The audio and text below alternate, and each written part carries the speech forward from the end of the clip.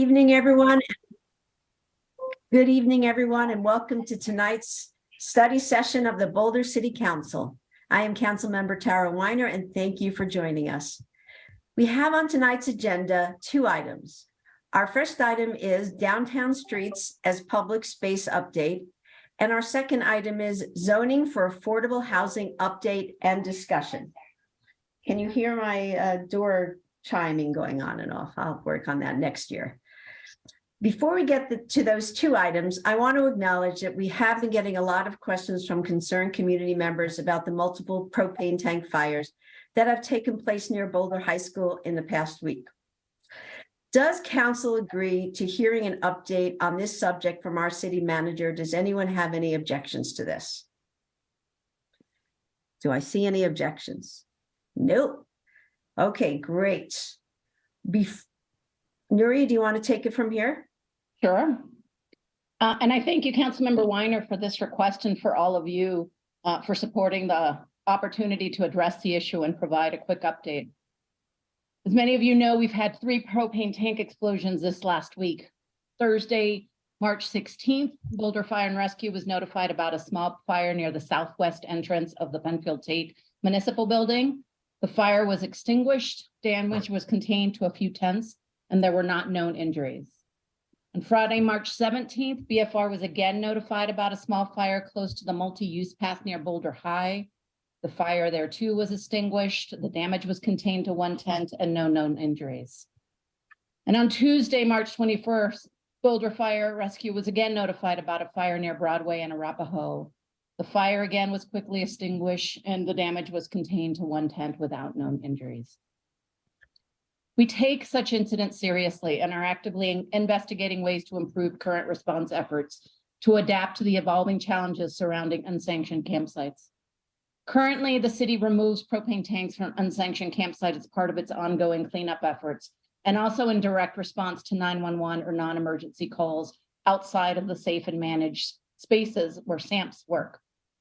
Between January 2022 and February 2023, about a year and a month, city staff have confiscated 352 propane tanks. There seems to be some confusion in community as well about what our response is in relation to propane tanks. Under the tent and propane tank ordinance, the city does not need 72 hours to remove such tanks where they are visible and or where PD has been called to investigate and proceeds to identify the same. If they are hidden inside tents and PD receives a call to investigate, PD has done so. There are some legal constraints our police face when doing this work if someone remains inside a closed tent and refuses to comply or even respond to us, a situation that is increasing of late. Based on general case law as well as previous Boulder court ruling, PD may be required to obtain a search warrant to enter the tent and address the situation. This is concerning to us as we don't wish to escalate encounters with community members, but the proliferation of propane tanks lately, coupled with an increase in noncompliance, means we may have to do just this very thing. And we hope council remains supportive of the work PD will have to do in this regard. Importantly, we are taking additional measures to hopefully address the situation prior to this time of escalated intervention. With your budgetary support last year, we have added a second cleanup crew who are already helping to increase cleanup activities. BPD staffing is ever improving and we can routinely count on their presence for the more frequent support we need. Given the very real fire danger these tanks presents, we have also asked the fire department to join in these cleanup efforts moving forward, and they did so today. We have been working on signs to display in high priority areas across the city and hope to have those coming out and displayed in the coming weeks. And as you'll hear more on April 13th, and I believe our memo on the topic is coming out soon, we are tightening up our encampment abatement protocols that already prioritize parks, schools, and other public spaces.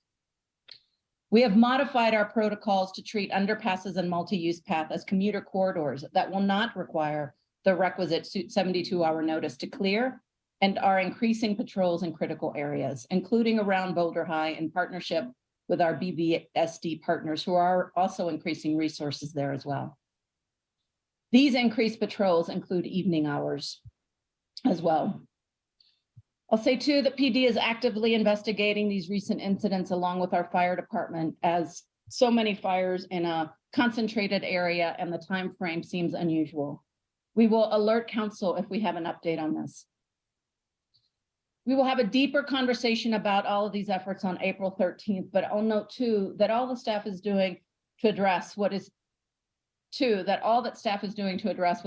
a national as well as a local issue requires resources and is staff intensive. So part of the conversation too will need to include eventually how we financially support these and other interventions to both assist those experiencing homelessness get the help they need, as well as how we address the impacts of homelessness in our community. Finally, I'll say that the best way to help us is to notify us if you see a propane tank in community. While we received some images last week that expressed concerns about tanks, none of those images sent to staff reflected any visible tanks, and that very area where the fire occurred had already been noticed for cleanup, which many of you saw this week. Cleanup, that I'll note, remains ongoing as part of our more assertive efforts to maintain these areas clean and free of camping. If at any time any community member believes there is an immediate threat to his, her, or their safety, or the safety of another person, we ask they call 911. A police officer will respond and take appropriate action. And if a community member sees something that is concerning but not necessarily threatening, we encourage the use of the non-emergency phone number, which is 303-441-3333. In most instances, a police officer will respond in a timely manner, but please understand that there may be non-emergency situations where response is delayed because available officers may be needed at another location. We appreciate the concerns of community as we address the situation and know that we too, as staff, are looking for additional mechanisms and tools to continue to support our community as a whole. Thanks. Thanks, Nuria. Before we go into our work items, I'd like to outline how the meeting will be conducted. We will review the staff's presentations for each item on the agenda, and then we will have a time for questions. After questions, we will have the opportunity to give comments. Council, as usual, staff asks that if you have questions, please wait for staff to complete their presentation. And we're now going to turn to City Manager Nuria Rivera-Vandermeide to introduce our first item. Well, thankfully, you've heard enough from me today, and I'm going to send it over to Brad to kick us off. But I'll just note briefly, we had promised last fall when we came at the end of the late fall, we had talked about downtown streets as public spaces, and particularly there was a lot of conversation and community interest in the future of West Pearl Street, but also just thinking in general about what are other opportunities. Staff took a look at that, and I appreciate the members of the process committee, Councilmember Weiner and Councilmember Benjamin, who really supported the engagement efforts as we move forward. It is a complex issue. I don't know if it's something that we will make everyone happy at any given time, but I can say that the staff and our consultant partners worked really hard to think about, listen to community, and come up with options that you will hear about tonight. So with that, I will send that over to Brad. Thank you and good evening, council members. I'll be presenting the first part of this presentation, and then we'll continue from there. So if we could bring up the slides while I'm talking here initially. It is our pleasure to come this evening, just a little over 3 months from when this project and initiative was undertaken. We appreciated the bias towards action the council wanted to see after discussion in the fall, but also the vision that you all laid out of imagining a bigger future where streets can be considered as public spaces in a way that we have not necessarily considered them in Boulder as holistically as you discussed in the fall. And so with that spirit in mind, we were able to put together an internal team through the first months of excuse me, October and November, and then bring our consulting team in December and lay out the groundwork for some engagement that we'll go over in a bit of detail with you leading up to this evening with some specific recommendations with the interest to get feedback from you so that we can take forward your expectations for this vision, but also imagine towards a larger future, as I included. along with myself doing the introduction and the kind of closing facilitation. I want to acknowledge Noreen Walsh, who's from the Transportation and Transit Department and has been project manager. She's done a wonderful job of getting a lot of different groups and interests together in a very short time. And then Amanda Cole will be doing much of the presentation tonight. She's a consultant with Lead Line Project Management. And then also Brett Merriam from another consulting group, Gale People, who is a urban strategy firm. So with that, we'll jump into the first slide here. Again, we wanted to be responsive to two really parallel paths that came out of the discussion in the fall. What can we do immediately in the short term? What are some specific recommendations that we can bring forward and imagine as a city for the administration into the summer and fall of this next year, spring, summer, and fall of now this year?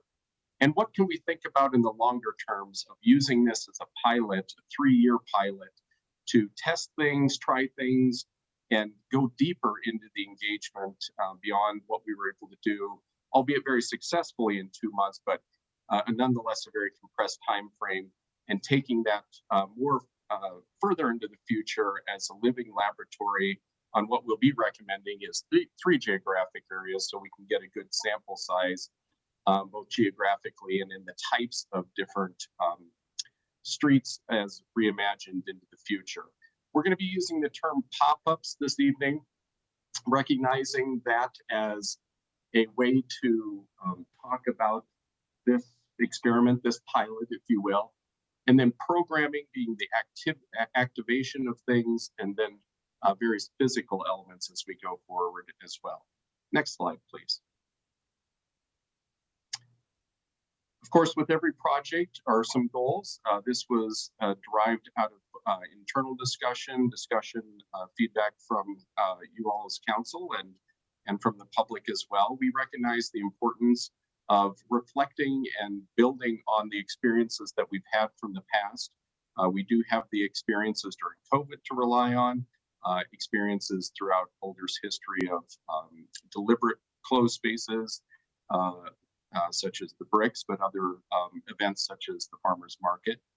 We want to make sure that any recommendations reflected a diverse set of voices throughout the community, voices from north, south, and east community members who we want to make sure are also enjoying the downtown, folks from various socioeconomic groups within the town, and also understand the technical feasibility that comes with temporarily closing spaces or reimagining them.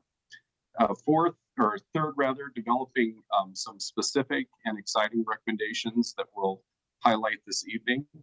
And then fourth, utilizing, as I said, this as a pilot, imagining a 3-year cycle, for example, where we can experiment, try different things, measure, and then improve upon. Next slide. We have a set of goals that we'll conclude with for questions regarding both the technical analysis and community feedback that we were able to acquire in this time frame, and then also feedback on the actual recommendations and information that you as council hope that we can glean as we kick off a pilot and imagine this into the years ahead. So we'll revisit these at the end of the presentation. And with this, I'm going to hand it now over to Amanda, who will really go through the details of the research that's been found and take it from here. Thank you, Brad. My name is Amanda Cole. It's nice to be with you tonight, Council. Before we get into the recommendations, which my colleague Brett will describe, I thought we could pause and talk about our approach and our analysis to answering the question about how and where streets could be reimagined for this spring and summer. And there are many ways to look at this. We took an approach that was highly dependent on different types of analysis and community engagement, including looking at planned outdoor events and outdoor dining that's already going to be occurring this summer season, looking at transportation analysis. So what are the impacts to bike and pedestrian, bus and vehicular movements? Really importantly is the implementability of this project. And so in some other planning projects, you may get to see really big ideas and, for lack of a better term, unburdened of the ability to implement them very quickly. These set of recommendations has that already baked in because we started this project knowing that we would need to implement very quickly. Looked at urban design analysis, which Brett will get into more. What are the facades? What are the street sizes? Where may it be most suitable for this type of transformation? And of course, community engagement, which I'll summarize before passing it to my colleagues. So we took 3 approaches here with community engagement. The first is an online questionnaire, which you may have seen in the packet, got almost 1,800 responses. And I think that demonstrates itself high community interest. And I wanted to pause to clarify one of the main points in the questionnaire, which is a question about the West Pearl experience. And it was a long question in the questionnaire. And I'll take a moment to read that because I think the words of the sentence are important in how those results should be interpreted. So the question was, during the pandemic from spring of 2020 until fall of 2022, the West Pearl Street area from 9th Street to 11th Street was closed to vehicles to make room for expanded outdoor dining, pedestrian spaces, gathering, and events. In your view, how do you think this temporary change in the use of streets impacted the overall appeal of the West Pearl area? And we found that 86% of respondents said that the temporary change significantly increased the overall appeal of the West Pearl area. And while the questionnaire isn't statistically valid and doesn't have enough respondents to be a representative sample of the community, I think that's one point to clarify. But also this question was really about the overall appeal of the temporary change that occurred during the pandemic. So thank you for letting me go into that detail. In addition to the online questionnaire, we conducted in-person engagement activities throughout downtown and in non-downtown locations to try to address some of the engagement gaps that have been done previously. And lastly, we conducted several stakeholder meetings in a short amount of time, and that's further detailed in your packet and included visits to the community connectors and residents, West Pearl business owners, the Business Recovery Alliance, and others. And I'd be happy to answer any questions about those. And because we're short on time, I'll just summarize some of the findings. And these are still a summarized version of what's in your packet. But we do know from all of the engagement touch points that there are some desired experiences that people share, and they enjoy downtown for a variety of reasons, primarily to shop, dine, socialize, people watch, and enjoy nightlife. There are some things that are missing. And for some people, that means safety and public health concerns, general feelings of not being welcome, affordability, both for the business owner and the consumer, and difficulty with mobility, access, or parking that could be barriers to enjoying downtown. We also learned that there's no shortage of really awesome ideas and an abundance of activators who would enjoy transforming downtown streets, and that the need may be more on the side of support, logistic support from the city, or even financial support to encourage those activators.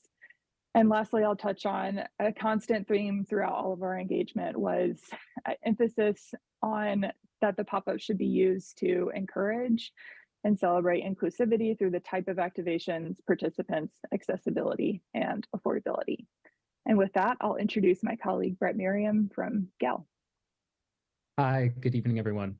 Again, my name is Brett Merriam, representing GEL. We are an urban strategy and urban design firm. And so we've been taking a look at this project through those lenses.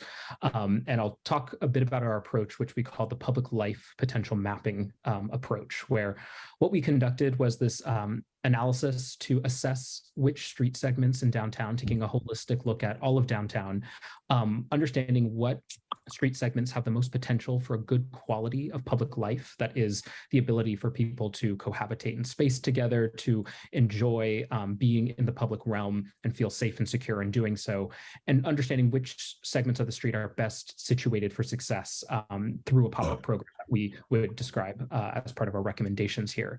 And so what we did was we evaluated these street segments essentially across 2 different dimensions, one being as places to go through, so evaluating the street's merits as a place to sort of conduct movement, whether by car, by foot, by bike, or other sort of wheeled mobilities. And so we were looking at things like transit and traffic routes, accessibility, the bicycle infrastructure, to understand the impacts to those different ways of mobility if a site were to be closed to some type of closure. We also looked at the merits of the streets as a place to go to. You can think of it as, what is the merit of this street as a gathering place, as a destination in and of itself? And so really thinking about the merits of this place as a public space for people to want to enjoy spending time in. And so we're looking at things like past and existing street activations. So understanding what events have taken place in the past along these streets and are planned or to take place into the future as well. So understanding the merits of these places as somewhat of a festival grounds in and of themselves.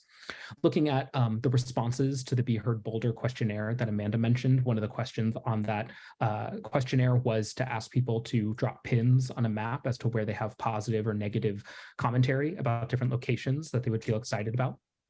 And then finally, thinking about the ground floor activation or facade quality.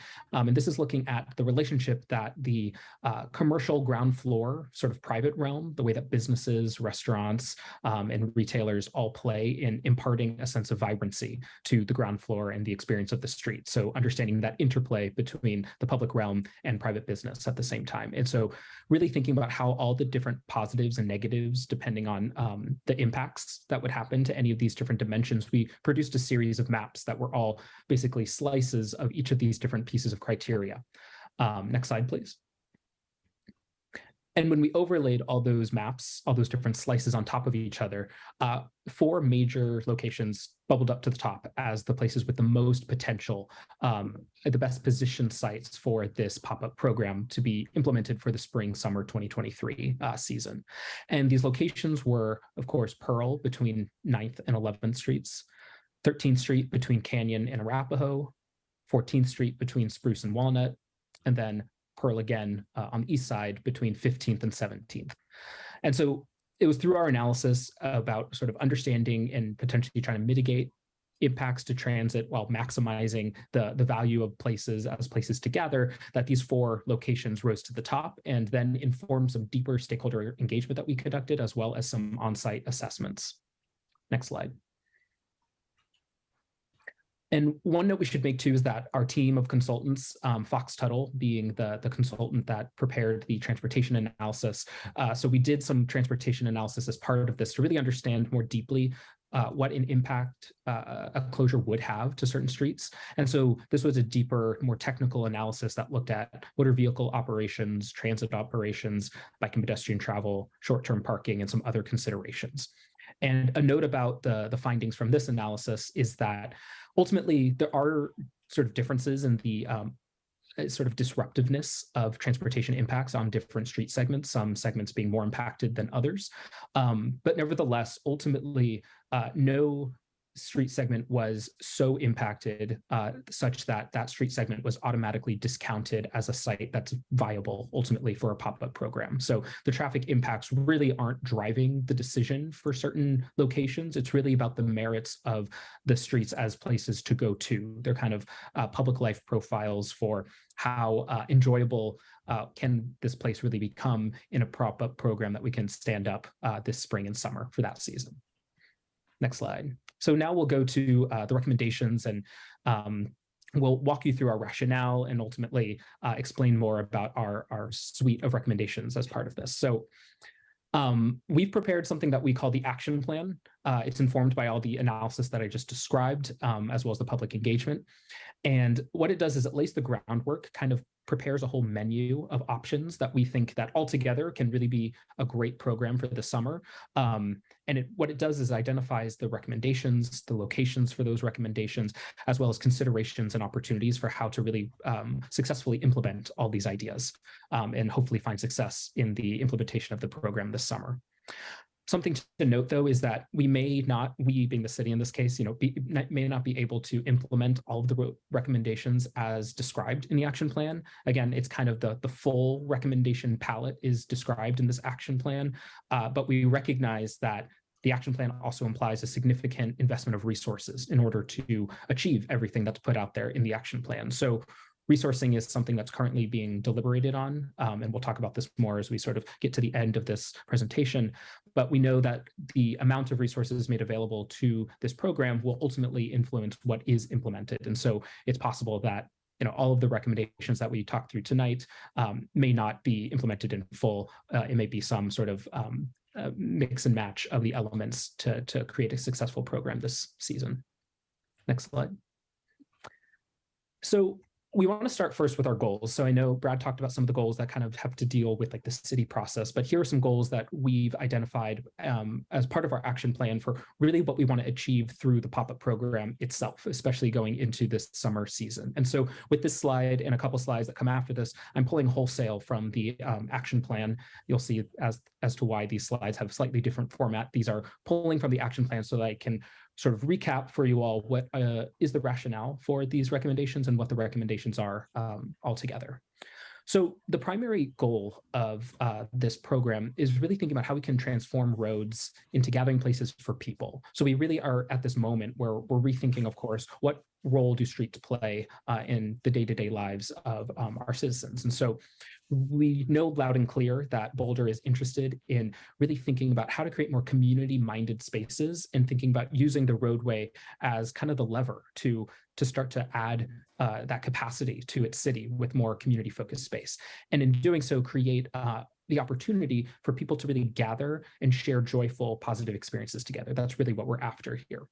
And so we recognize that this all really starts from the emergency closure of West Pearl, and it was an opportunity that really showed how the city can respond nimbly, flexibly to reimagine our streets to meet the moment.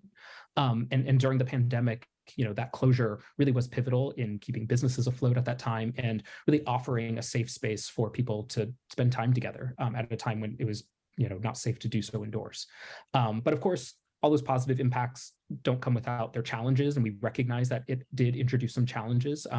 And so we really see the moment of the West Pearl closure and where we are today as kind of the launching point for what we recommend through this program can be a very much more systematic, methodical approach where we can experiment with different kinds of ideas, different kinds of transformations to the roadway, both in the near term, say this spring, summer season, but also into the future years where this program can iterate on itself into the future to really test ideas in full. And so again, we see this moment as the opportunity to maximize positive impacts through that experimentation while learning how to mitigate the negative impacts that might come about from closures or transformations to the street. And in addition to that, just to recap a few of the other goals that are kind of embedded within all these ideas, we also, beyond just creating more joyful community connections and providing the opportunity for people to gather in public space, we also really want to expand the mental map of people beyond just the mall. So when they think of downtown, it's really about creating more reasons for visitors to explore the district more fully and more thoroughly. And in doing so, we're better connecting that bike and pedestrian network throughout the downtown area and beyond. We want to see this program as an opportunity to support and work with Boulder businesses sort of in a very collaborative manner. And then ultimately, as I sort of already mentioned, wanting to test different programmatic ideas that can hopefully then influence future capital street design projects where we can start more lightweight and temporary today and learn things that can then inform ongoing city processes, ongoing projects that then may become more permanent and formalized moving forward. Next slide. So we do recognize too that this program is really just one piece of a much larger puzzle of what's already going to be taking place downtown, sort of regardless of this package of recommendations. And we know that Boulder itself already has a very long history of carving out space for people, carving out from roadways space for people to gather with, of course, the Pearl Street Mall. And we see that as a major asset to the downtown area. But there are also plenty of more sort of recent initiatives that are taking place that also we see kind of fitting underneath the general gist or sort of the same mission that this program has. And so to recap some of those things, one being, of course, the outdoor dining pilot program, which similarly was developed as a emergency response to COVID, but then was expanded into a 5-year pilot program. So we know that through this year and into years following, there'll continue to be this transformation of parking spaces into outdoor dining spaces and experimentation in how we're repurposing roadway for that commercial use. Another initiative that's going on through collaboration with Downtown Boulder Partnership is the everyday activities that are meant to animate and energize the Pearl Street Mall. So adding more activities and reasons for fun along that portion of the downtown area. And then lastly, special events, a whole calendar of different special events and festivals that come with street closures. So again, regardless of the action plan here and the recommendations that we're putting forth, there's a whole calendar of sort of both past but recurring and returning programs and festivals, as well as new ones that make use of public street, public right-of-way, and require the closure of those streets to operate the event. So something like the Après Street event that just happened, a matter of weeks ago on West Pearl is an example of that type of program that will also be other types of similar events will be taking place throughout the summer. Next slide. Thank you. So our vision is in understanding of all of that. We understand that we're in this overall context of a lot of ideas taking place downtown, and wanting to really think about how can we then deploy different strategies in different geographic portions of downtown, so that we're really maximizing what we're learning, what we're testing, and trying to really create a canvas in which we're trying out new things in new places ultimately. And what we see as part of this tapestry is, and I'll go through each of these different sections here so you can see this, it's all about, again, maximizing what we see as the positive impacts that we can get while minimizing some of the negative ones. And we'll speak about this theme a little bit more. The first section I'll talk about is West Pearl, where we see this being an opportunity to really focus on the experimentation with outdoor dining, as well as the occasional special events that are slated to take place in that section of the street throughout the summer. So seeing this as that type of programmatic blend of outdoor dining and occasional events that are tied to certain street closures at that time. With 13th Street, we see this as the prime site for a regular cadence of recurring events and street closures that are associated with those events, building on the strong sense of activation that's already taking place with the farmers market in that area. With the Pearl Street Mall, this is, as I said before, that daily activities and activations that are slated to be there to animate that site, and sort of a greater investment in placemaking fixtures and elements to make that site feel more alive in the summer. And then lastly, in East Pearl and on 14th Street, we envision a different type of parklet. So on West Pearl, we have kind of the outdoor dining parklet. Here on the east side, we propose a number of parklets that are for public seating and bike parking, so that it's more about this idea of the non-commercial parklet and offering more public space for people to stop and stay and have access to the opportunity to linger more in the public realm. And so you can see here that each of these different sites have a bit of a different approach, so that we're testing a lot of different ideas and ultimately trying to kind of modulate the level of excitement and have sort of different opportunities to engage with streets in different ways throughout all of downtown this summer. Next slide. And so taking into consideration all of our analysis, the public engagement, and all the things that are already planned to take place in downtown, again, regardless of the recommendations that we're putting forth, we've come to our own set of recommendations that are meant to complement all of those things. And again, it's this idea that in West Pearl, we want to focus on the outdoor dining as the sort of signature experimentation that's taking place there, and pairing that with these special events that are going to take place there. We also see this as an opportunity then on 13th to really do a signature spotlight on that place as a new gathering place. So as I mentioned previously already, the farmers market has already established a sense of momentum here, where it on Wednesdays and Saturdays does close the street with a regular recurring rhythm, and in doing so creates a strong sense of activation there. And so we want to build on that momentum and really cement these places, the 13th Street, as a site to kind of build on that and create more of a sense of destination and arrival there more consistently. And we also see this as an opportunity to key into the civic area master plan, where that section of 13th is already envisioned to become more fully pedestrianized. And so we see this as the opportunity to start to test that hypothesis and more iteratively build to that potential redevelopment of that site. And then lastly, we recommend some capital equipment, both the parklets and the enhanced fixtures and furnishings that can be flexibly deployed throughout downtown, so that the parklets themselves can act as these kind of highly visible lily pads, you can think of them as, where we're kind of stamping down some transformation that won't go anywhere with any sense of ephemerality. They're kind of there for the entire season, and you can see that the roadway is being actively carved out for people. And then the fixtures, the kind of movable seating, lighting fixtures, planters, storage, these are all kind of some of the nitty-gritty things, but these are also ways in which we can upgrade physically the pedestrian and biking experience more evenly throughout downtown by deploying them throughout the downtown area.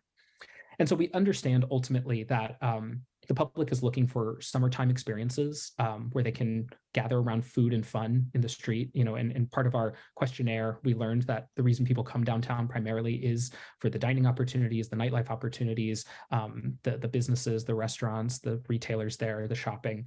And so we really want to amplify that sense here. And we really think that that sense of fun and gathering can be achieved with something that's a consistent schedule of events and closures. It doesn't have to be a full 24/7 closure anywhere. We think that with the right rhythm that's tied to the rhythms of people who come to downtown, we can offer enough opportunity for people to find the moments to gather. And that's the moment where they're making the memory. When people are downtown, that's when they're downtown. And if there's a critical mass of people downtown, they're going to find the right opportunity to enjoy themselves there. And so we really want to kind of amplify the moments when we know people are coming downtown and use that as the kind of launching pad to then amplify that experience, make it even more exciting, and really be efficient with our resources by concentrating it in that right moment. The next slide. So I want to speak on some of our rationales that went into these recommendations. And I'll start with the first one here, the statement here that is the scale of transformation needs to match the level of activation. Another way that we can put this is that activation, in our opinion, in our sort of expertise of this field, is that activation needs to lead street closures and not the other way around. For a public space to feel vibrant, inviting, and very importantly, for it to feel safe, we need people to be in them. And something that we've come to learn through our practice and through doing these types of closures and other public space projects is that we know that, creating a new public space, whether it's a whole new space through a capital project or even just creating or repurposing space for a new purpose, like a street closure does, it's not enough to just create that space and then expect people to show up. It really takes work to change people's mental maps of districts, even the ones that they're very familiar with. If people don't have it in their mind's eye or in their routine to go to a place to experience something, it's a tough sell to get people to kind of wholesale change that mental map that they have. And so activation, creating events and happenings that are broadly communicated to folks, it's a really strong way, probably the best way, to entice people to visit a place under a different sort of intent, really, and what it does is it rewrites their mental map. But without that activation, public spaces can be dull, and ultimately they'll be empty, and creating the negative externalities that can kind of outnumber or outweigh the positives of creating the space in the first place. So you have to be really careful about sort of the volume of space that's being created relative to the level of activation there. And so the volume of space can be modulated by time or physical amounts of space. So we're thinking about that in wanting to really right size how much or what duration is the street closed to really match it to the level of activation that we can produce in this spring-summer timeframe. Relatedly, and secondly, we advocate that you can really meaningfully transform streets without something that looks like a 24/7 closure. So again, this could be something along a temporal dimension. So partial closures that maybe happen on the weekends, like our recommendations advocate for, that can be enough time to give people the opportunity to experience the street in a new way without running the risk of keeping the street open to pedestrians but closed to vehicles for too much time. And with all that time, we don't have enough people to fill it consistently. So we see it as a great opportunity to, again, concentrate the amount of closure that we do on a temporal dimension. Another way that we can really concentrate the amount of street that we close is through the physical sort of footprint of what is closed. And that's where the parklets come into play as well. We can really signal a transformation that's quite meaningful and show a real commitment to carving space away from roadway for cars and make it for people through taking up the parking spaces and using the parklets as a program to do so. And then the last idea that I'll cover just on this slide is the note about businesses, the final point here. So we recognize and we advocate that the Boulder businesses in downtown really are key partners in enhancing the experience of downtown.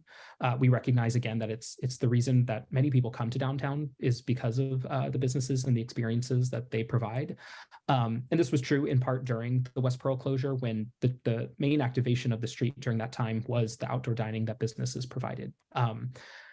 But we also recognize in our consultation with some businesses that they have strong reservations about a street closure on West Pearl. And so we do want to underscore that it's very important that as the city contemplates street closures and rolling out a program that does sort of transform streets, we advocate that businesses do have the opportunity to be included in that process and to be a part of that discussion. Ultimately, this is to say that closures that may impact businesses are possible to implement, but it requires really a higher level of consultation and a really careful mitigation of impacts. And ultimately, the timeline for this implementation for this spring summer season really just doesn't quite allow for that deeper level of consultation. So we really would want to be careful about how we work with businesses and think about the lifespan of this program, which has a lifespan of many years, as an opportunity to really embark on that deeper level of consultation and collaboration with those partners. Next slide. So what the components of the pop-up really are about. So in sort of consideration of everything else that's already happening in downtown, these are the key elements that the action plan puts forth as some additive elements to support everything else that's already taking place again this summer. So the first being the recurring events on 13th Street, creating a weekly rhythm of closures that are tied to a robust calendar of diverse events that can inspire people to gather in downtown, building off the momentum again of the farmers market there. The downtown parklets, where we have this flexible system of kind of mini parks that are about non-commercial staying power, getting people the opportunity to linger in downtown more and to take up roadway in doing so. And then lastly, the pop-up kit, we call it, which is this collection of fixtures and furnishings that can enhance everyday life along downtown streets. Next slide. And just quickly a note on implementation. This process began in late fall, and the consultant team really got on board in, I think it was December of 2022. And ultimately, this is a pretty compressed timeline to assess, create recommendations, and ultimately implement. So we have about I would say a month or two really of lead time to get things cooking and out there for the spring summer. And so due to that, we're already working on implementation and thinking about 4 intertwined tracks of communications, procurement, programming, as well as internal coordination and data collection. Next slide. And just lastly for me at least, this is just a note with resources. And again, coming back to that statement that the resources themselves will dictate the specifics of the pop-up. So the action plan has a number of recommendations a part of it, but we know the resources made available will impact what we can actually implement. In the near term with this program, we recognize that the city is taking a more proactive role in modeling the future of streets. So in being the more active sort of transformer of streets themselves, the city is taking on sort of that additional significant expense because they're ultimately kind of behind the wheel in driving the change here. In the future, though, in the long term, we can imagine this program really maturing into more of a resident-led initiative where, look, residents, businesses, or other organizations have the opportunity to spearhead the transformation of streets themselves. And then in that case, the city can take on potentially a more facilitator role and then ultimately, ideally, kind of incur fewer expenses as part of that. But again, in the near term, as we think about implementing for this season, the resources will dictate some elements of the pop-up or some sort of manifestations of how the pop-up can show up in this season. And some of the elements that it will touch on is the lifespan of the pop-up. How long can the program really last for will depend on resources. The frequency or the cadence, thinking of how often can we produce programming and have programming take place. And for that reason, then have street closures that occur along with those events and programs. And then the prioritization, in the event that we don't have enough resources to implement everything as described in the action plan, what elements of the recommendations, what programs within it might be prioritized over another? Also, what locations might we end up giving privilege to over others if we have to come down to it? So we're deliberating on all that currently, and I'll pass it back to Amanda to talk through some next steps. Thanks, Brett. This is our last slide before the council discussion begins, and your feedback will influence our next steps. So to cover those briefly here, we're here in March with the council study session, and council gave direction last fall for these pop-ups to begin in the spring and summer. So we'll head directly into implementation planning and installation. There's several steps there that I think we've all touched on tonight. That includes identifying a funding source. And so staff expects that there may be a gap between $500,000 and $1 million to successfully launch the pop-ups this year. That will include hiring a pop-up manager, coordinating with partners, including Downtown Boulder Partnership, promotion of the pop-ups to invite people to attend them, and of course, designing the engagement and evaluation. The idea is that at the conclusion of the pop-ups in sometime in the fall, that we would be developing longer term recommendations as a result of the pop-ups. And with that, I believe I'll maybe hand to Brad or Correct. Tara. Yes. No, to me.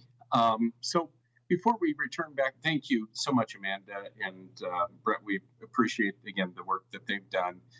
Before I frame this up, I do want to acknowledge that I didn't maybe identify myself for any public. I'm the Director of Planning and Development Services, but very much a partnership of 4 departments.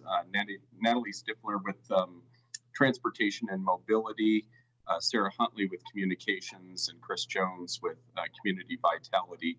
And just, recognizing how interdependent it is between different departments. We also do, council members, have a large number of staff here from a variety of areas to talk about everything from the broader comprehensive planning to transportation to details about financing and those types of things as well. So we do have the ability to pivot and go into some of those more administrative things. But with that, this is our presentation of recommendations for this pilot project, as I described at the beginning, with 3 different data points, 3 different geographies to allow us to do additional research and feedback and outreach while experimenting with things throughout the summer. I think in talking with Councilmember Weiner earlier, we're going to shake up things a little bit for the questions. And if it's all right with you, I'll pass it on to you, Tara. Thank you for that awesome presentation. Thanks, Amanda, Brett, and of course, Brad. I thought what we would do is divide this conversation into a few sections. First, staff does want council to weigh in on question 1, which was, does City Council have any questions about the technical analysis or the community feedback element of the overall pop-up pilot, and any other overall questions? And then I will divide up the council questions and comments into 3 parts: 13th Street questions and comments, parklets, and then West Pearl. So we'll start with the easiest and end up with what will have the greatest divergence of opinion. And we can discuss questions 2 and 3 in questions for council for each of those locations as well. So why don't we start off with, let me just move my screen. Just give me 1 second so I can see raised hands with that first question.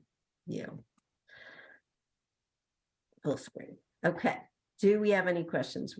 We do. I didn't get to see who was first, so we'll start with Nicole and then we'll go to Lauren.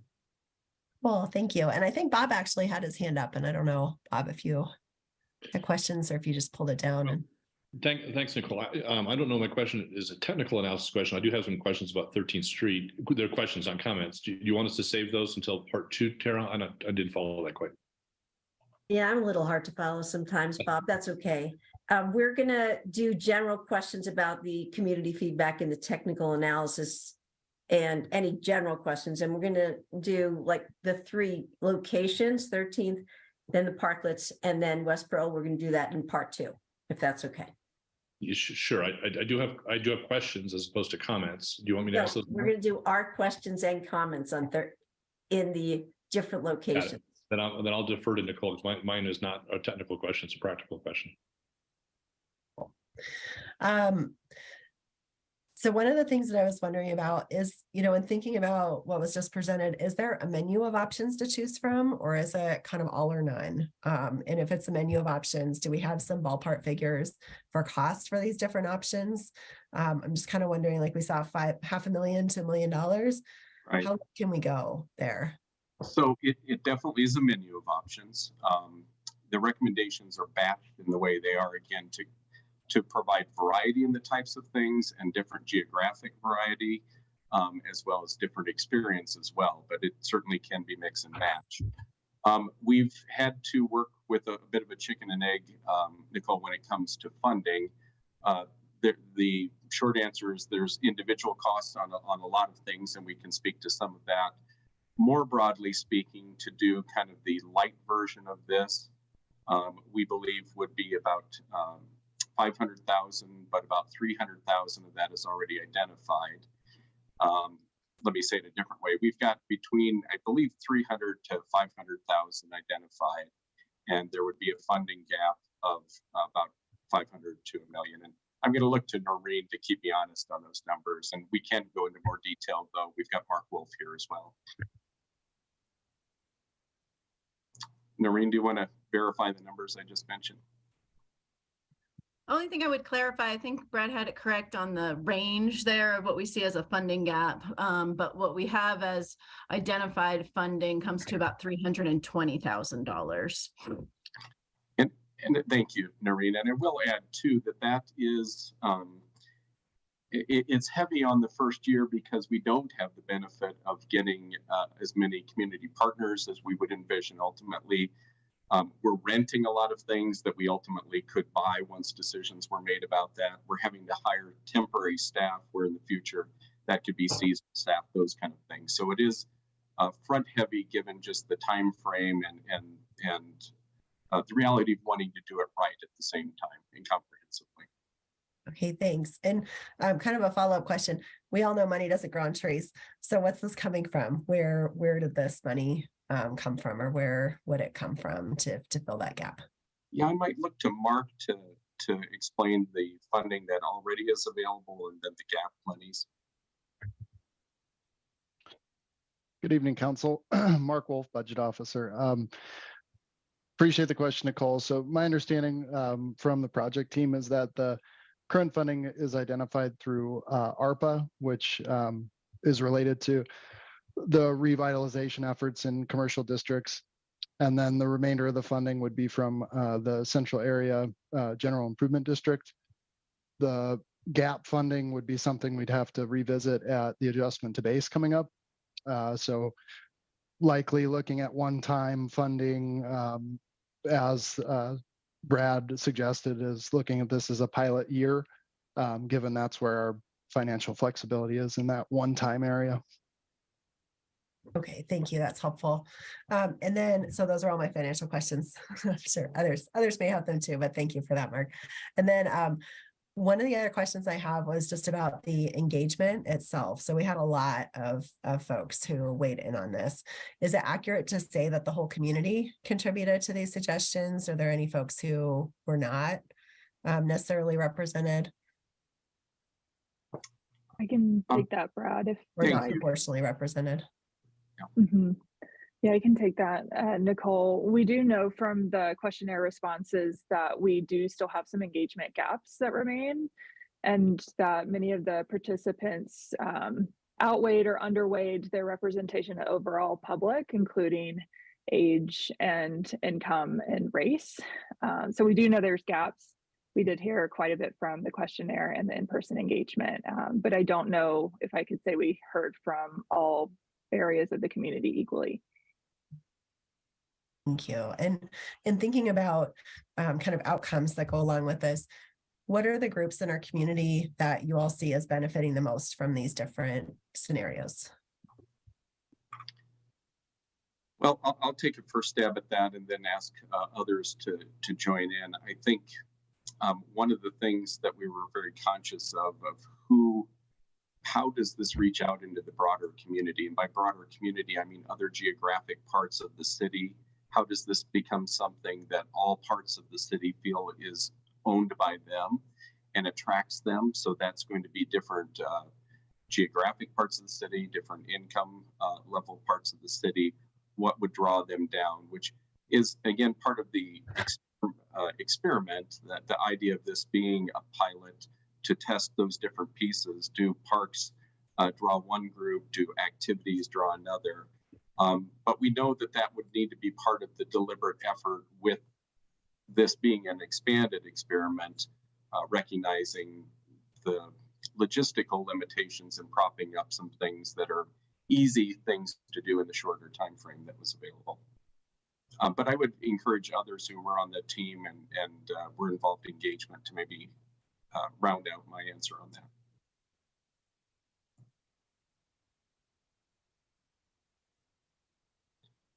Not seeing anybody step forward. Amanda, do you or Noreen have an idea of somebody who else might want to speak to that? Well, Oh, sorry, Amanda, go. we can share some of the results from the community connectors and residents, which I actually think will help at least remind us all some of their feedback that they gave us related to who these pop-ups should try to attract. The community connectors talked about some feelings about feeling like a stranger or not feeling welcome in downtown spaces and wanting more opportunities for cultural events and not knowing how to fit that in with the city process or with this pop-up phase even. And so I would still say that's a gap for us and would be part of the implementation, but something we heard loud and clear and should honor. Is that it, Nicole? That's good. Thank you. Thanks, everyone. Lauren? Thank you. This is probably going to be a question for Mark. When we looked at closing West Pearl, I guess we didn't look at closing it. When that was discussed, one of the things that was brought to our attention was the tax data and how that had changed sort of pre and post closure and how that compared to other areas of the city. I was a little surprised that we didn't have that data as part of this. Is that data that we have? And have we started looking at that? Do we have any findings or takeaways now that that street has been reopened and how that compares to the tax data that we saw during the closure? Yeah, that's a good question, Lauren. I don't have those numbers on hand. I know we do have access to them. Those 10, we have a couple month lag to reconcile sales tax information. So we would have it up to, getting into January now. I'd be happy to provide an update and follow up after this meeting. That would be wonderful. Thank you. And hopefully that's something we would continue to sort of look at and collect as we move forward with any of these options.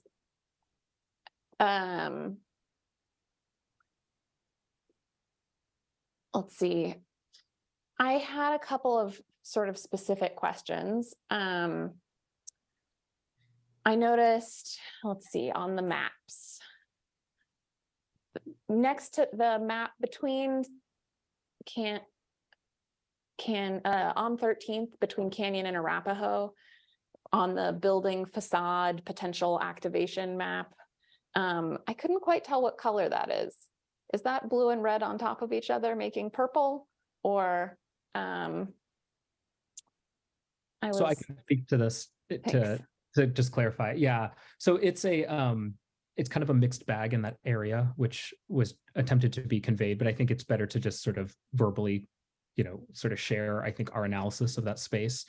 Ultimately, the facade analysis is meant to get at the level of both sort of architectural and visual interest, as well as the ability for people to be able to take part in ground floor experiences, whether or not, say, a site that gets a negative or a sort of a least active score with the facade analysis is thinking about places that are completely walled off, no transparency, sites in which it's really just kind of a blank facade for people to only just move across. And then the strongest facades are often ones that are punctuated with many businesses, have visual interests. So we're thinking both in kind of the delight that people get from the visual experience and the sort of visual stimuli of different facades, and also the level of activation that businesses or other ground floor kind of operating entities provide. So with 13th, it's a bit of an interesting case because ultimately it's not the most activated edge. It has some strong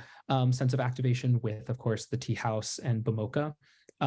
But then the sort of the landmarked site, of course, is not really offering much in terms of public activity either. So again, that's kind of maybe a poor visualization, but ultimately to convey that it's kind of got this duality to it, where in comparison to some other street segments, it's not the strongest in that regard, no, but it has other merits that we thought brought it to the level of meriting sort of being the site for this gathering program that we've described. But just to be clear, with that sort of mapping exercise, it would be seen as a mix between medium and low activity potential. Yes, based off the facade. That's right. Okay, thank you. I was also a little bit surprised to see Walnut between 11th and 15th characterized as a bicycle-friendly street. I was hoping you could maybe explain to me a little bit more how we got to characterizing it as such, since it doesn't sort of match my feeling when I bike down that street. Yeah, so this is a term that comes from Google sort of API data that looks at people's movement patterns, and the friendliness is determined kind of by people's choice to bike along it, not always by the infrastructure itself being the friendliest. So in that case, it is kind of this, again, kind of confusing but mixed kind of condition of people do bike on it, and so people are sort of choosing to use that site and noting its the choice for people to do so, despite a bit of the perhaps the infrastructure is certainly not up to scratch in terms of actually being the safest bike connection in that regard. And I guess that does kind of segue into, I was seeing this, or part of my desire with this project is that we might look at how we are making these streets friendlier, things for bikes. And I do think that downtown is difficult to transverse on a bike to get from sort of like one place downtown to another, between a lot of streets being closed to bikes and sidewalks being closed to bikes, and then a number of the adjacent streets being unfriendly. How does this dovetail with other work that we're doing on the transportation front? So I'll quickly say, go ahead, Noreen. Brett, you start. We do have some okay. transportation folks that can talk about kind of related upcoming planning efforts, but Brett, definitely speak to that. Yeah, I'll first speak to just the how it sort of shows up in our recommendations. And we certainly did look at the bicycle network and trying to understand if this was an opportunity to close gaps. We see the ability, one of the challenges I'll start with first is that some of the feedback and some of the needs assessment phase of the work that we did to understand some of the challenges of closing different segments of street, in understanding emergency access in times of closure, say a street segment is closed to vehicular travel, having consecutive segments of street closed is a major challenge for that emergency access. But you could imagine that having consecutive segments of street closed to vehicular access is what you would want to really be able to close gaps in the bike network. And so we're kind of dealing with that challenge a little bit of being able to do both at the same time. And so we're trying to identify our street segments where we prioritized ultimately the role of these spaces as gathering spaces. This was sort of a conclusion that we reached internally as kind of the primary goal to achieve.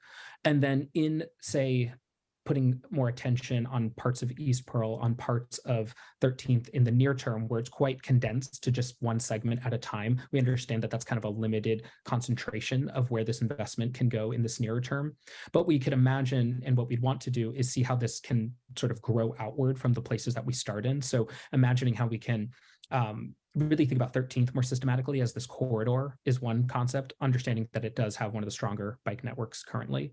But then with 14th as well, beginning to think about some modest changes that we're doing today that then can start to iteratively grow towards more transformation in different parts of downtown. So we recognize that the recommendations here, because of kind of their concentration on one segment at a time, they're not able, truthfully, to dramatically alter the bike network within this season, but we start to see how we can start to extend outward from where we start, and build beyond that, and maybe get more radical each and every time that we iterate on this program, would be the idea.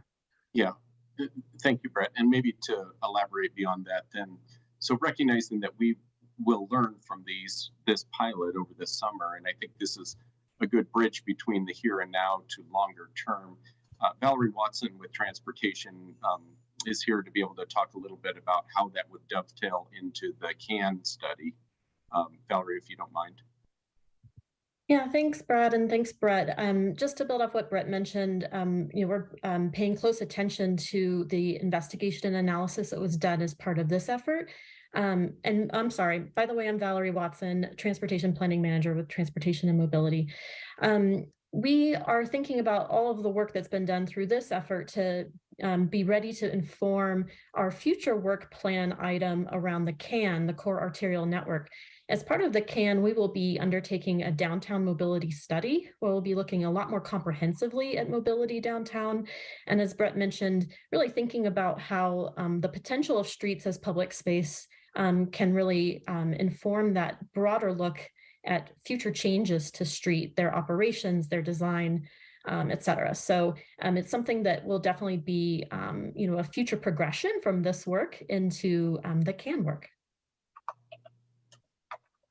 Thank you. And then one last clarifying question. I noticed in a couple of places, the study mentioned parklets as helping transform sections of roadway into space for cyclists. I mean, it said pedestrians and cyclists, but I was just wondering, you mentioned that they could have bike parking and potentially bike tools. Are there any other, what are the other benefits for cyclists when it comes to parklets? That's a great question. I mean, it is those elements ultimately, and the siting of them to coincide really with the right sort of destination arrival points for the cycling network. So wanting to really create the ability for people to actually, if we're wanting to have people sort of drive less and arrive through other more sustainable modes more, creating the sort of convenience, the service equipment and the parking to do so, such that we're really making biking as convenient as possible, and having the location of the bike parking and the density of bike parking actually really match the use. Because one of our observations ultimately is that downtown does have bike parking in it, but it's of a style and a variety that's not really allowing for that many bikes to really be cram-packed in near each other. And so we really want to create that convenience factor. Thank you. Thanks, Lauren. Matt, you're up. Thanks, Tara. First, I just want to express some gratitude for the process subcommittee, subcommittee, I should say. They did a great work in certainly in the engagement and getting up and running. This was done in short order, and to be frank, doing this kind of engagement over the winter months of December, January is pretty remarkable. I wish Sarah Huntley were here, because she deserves tons of kudos, because she warned us. She said, "Oh, you're doing engagement in January? Oh, that's not going to be good." And lo and behold, we had the best turnout from a Be Heard Boulder survey than we've ever had on any issue. So just credit to the team and being able to get the word out and being able to do outreach and engagement in a time that's traditionally just been really bad for it. So I think that set the tone for us to have a sampling of really where we want to go with things. So I just want to appreciate you guys for that.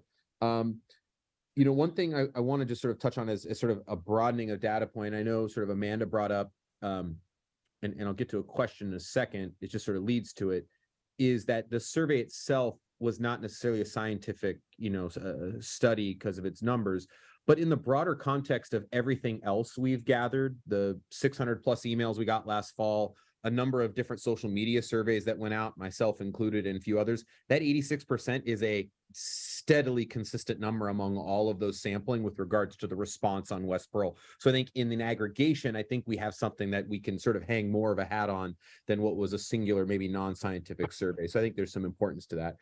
And so what that really set up for me was a question around how did we balance and how do we reconcile what is clearly that community need from that we see in the survey to some concerns from the businesses? And so I'm just wondering, like, because I see recommendations and I don't see that we necessarily reconcile those perceived differences. And I'm just kind of wondering how we navigated some of that in order to arrive at the recommendations that were there.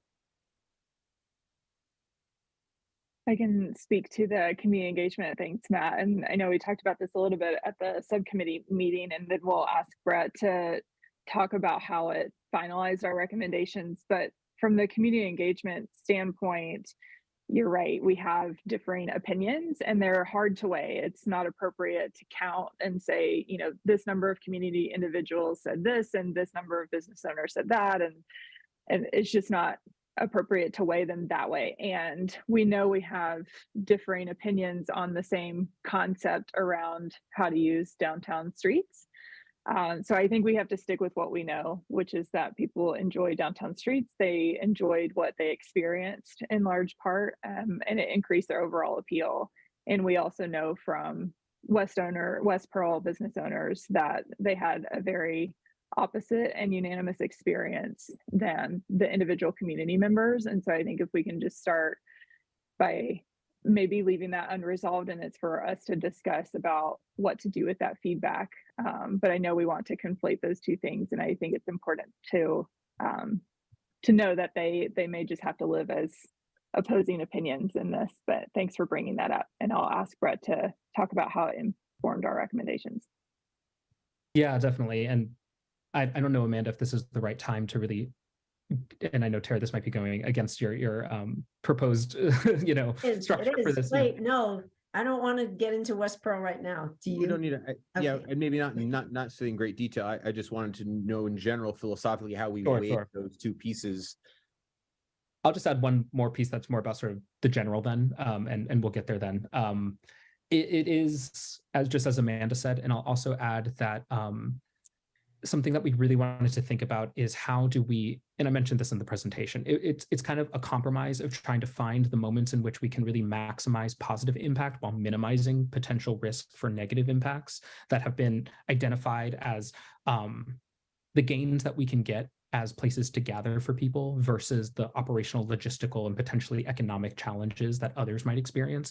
And so what we've really tried to do with our menu of recommendations is find those moments of compromise between those kind of polar challenges or, sort of differences of opinion, and find the locations that can really kind of meet in the middle and mitigate potential risk on either end, ultimately.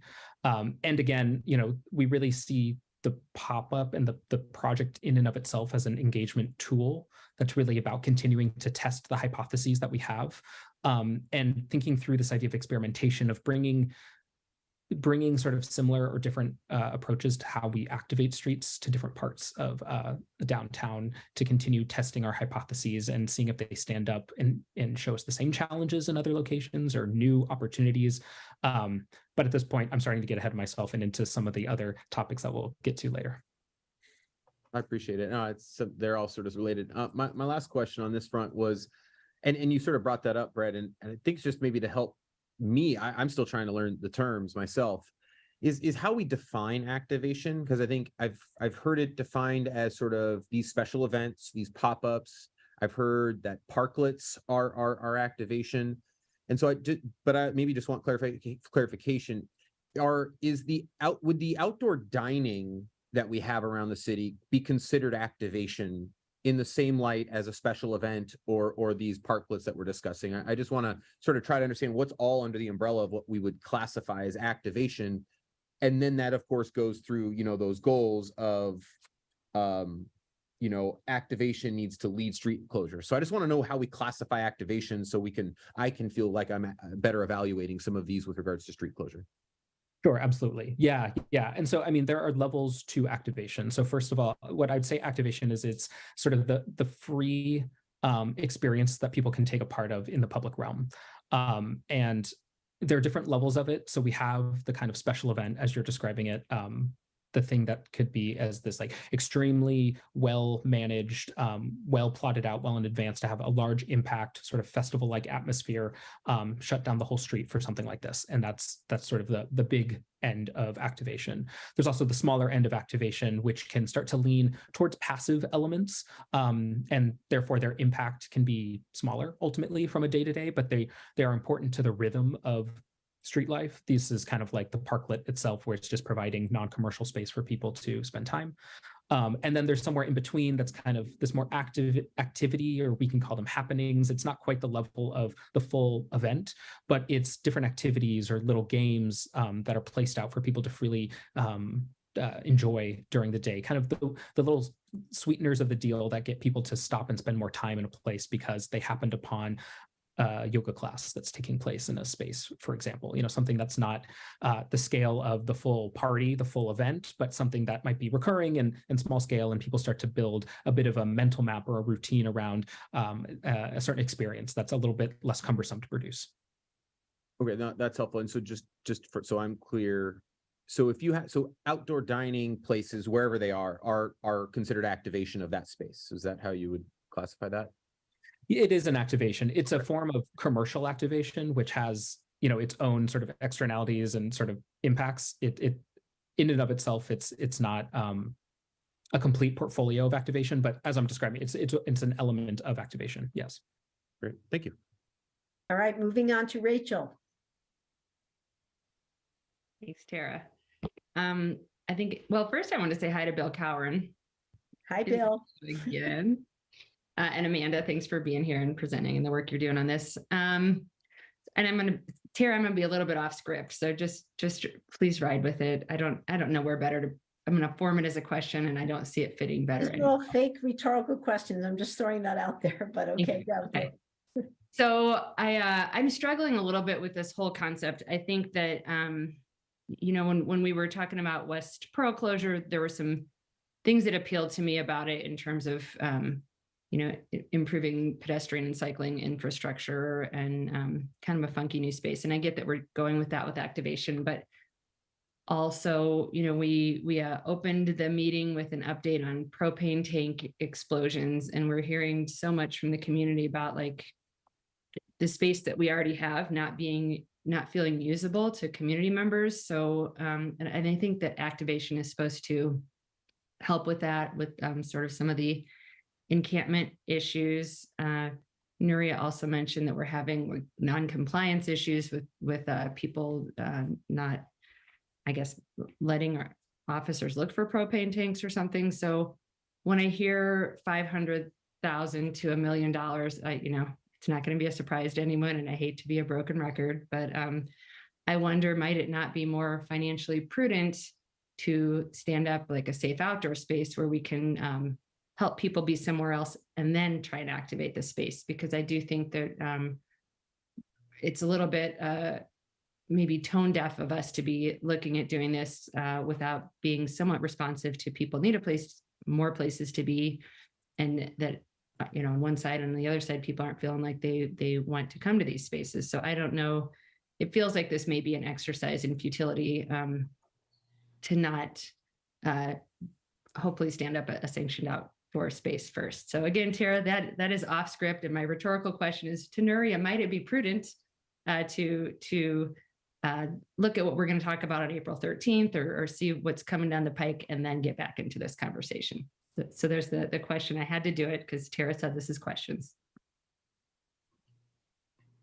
Well, do you want Nuria to answer, or was that truly rhetorical? I mean, it was probably rhetorical, and it's more probably for colleagues' consideration, but I just feel like, again, like there's an elephant in the room here of like these spaces are not feeling, I don't think it's necessarily a matter of needing more spaces and activating new. I think maybe we need to take care of the space we have and the people who are on those spaces right now, and giving people another option of a place to be, and then conversation. Thanks. Yeah.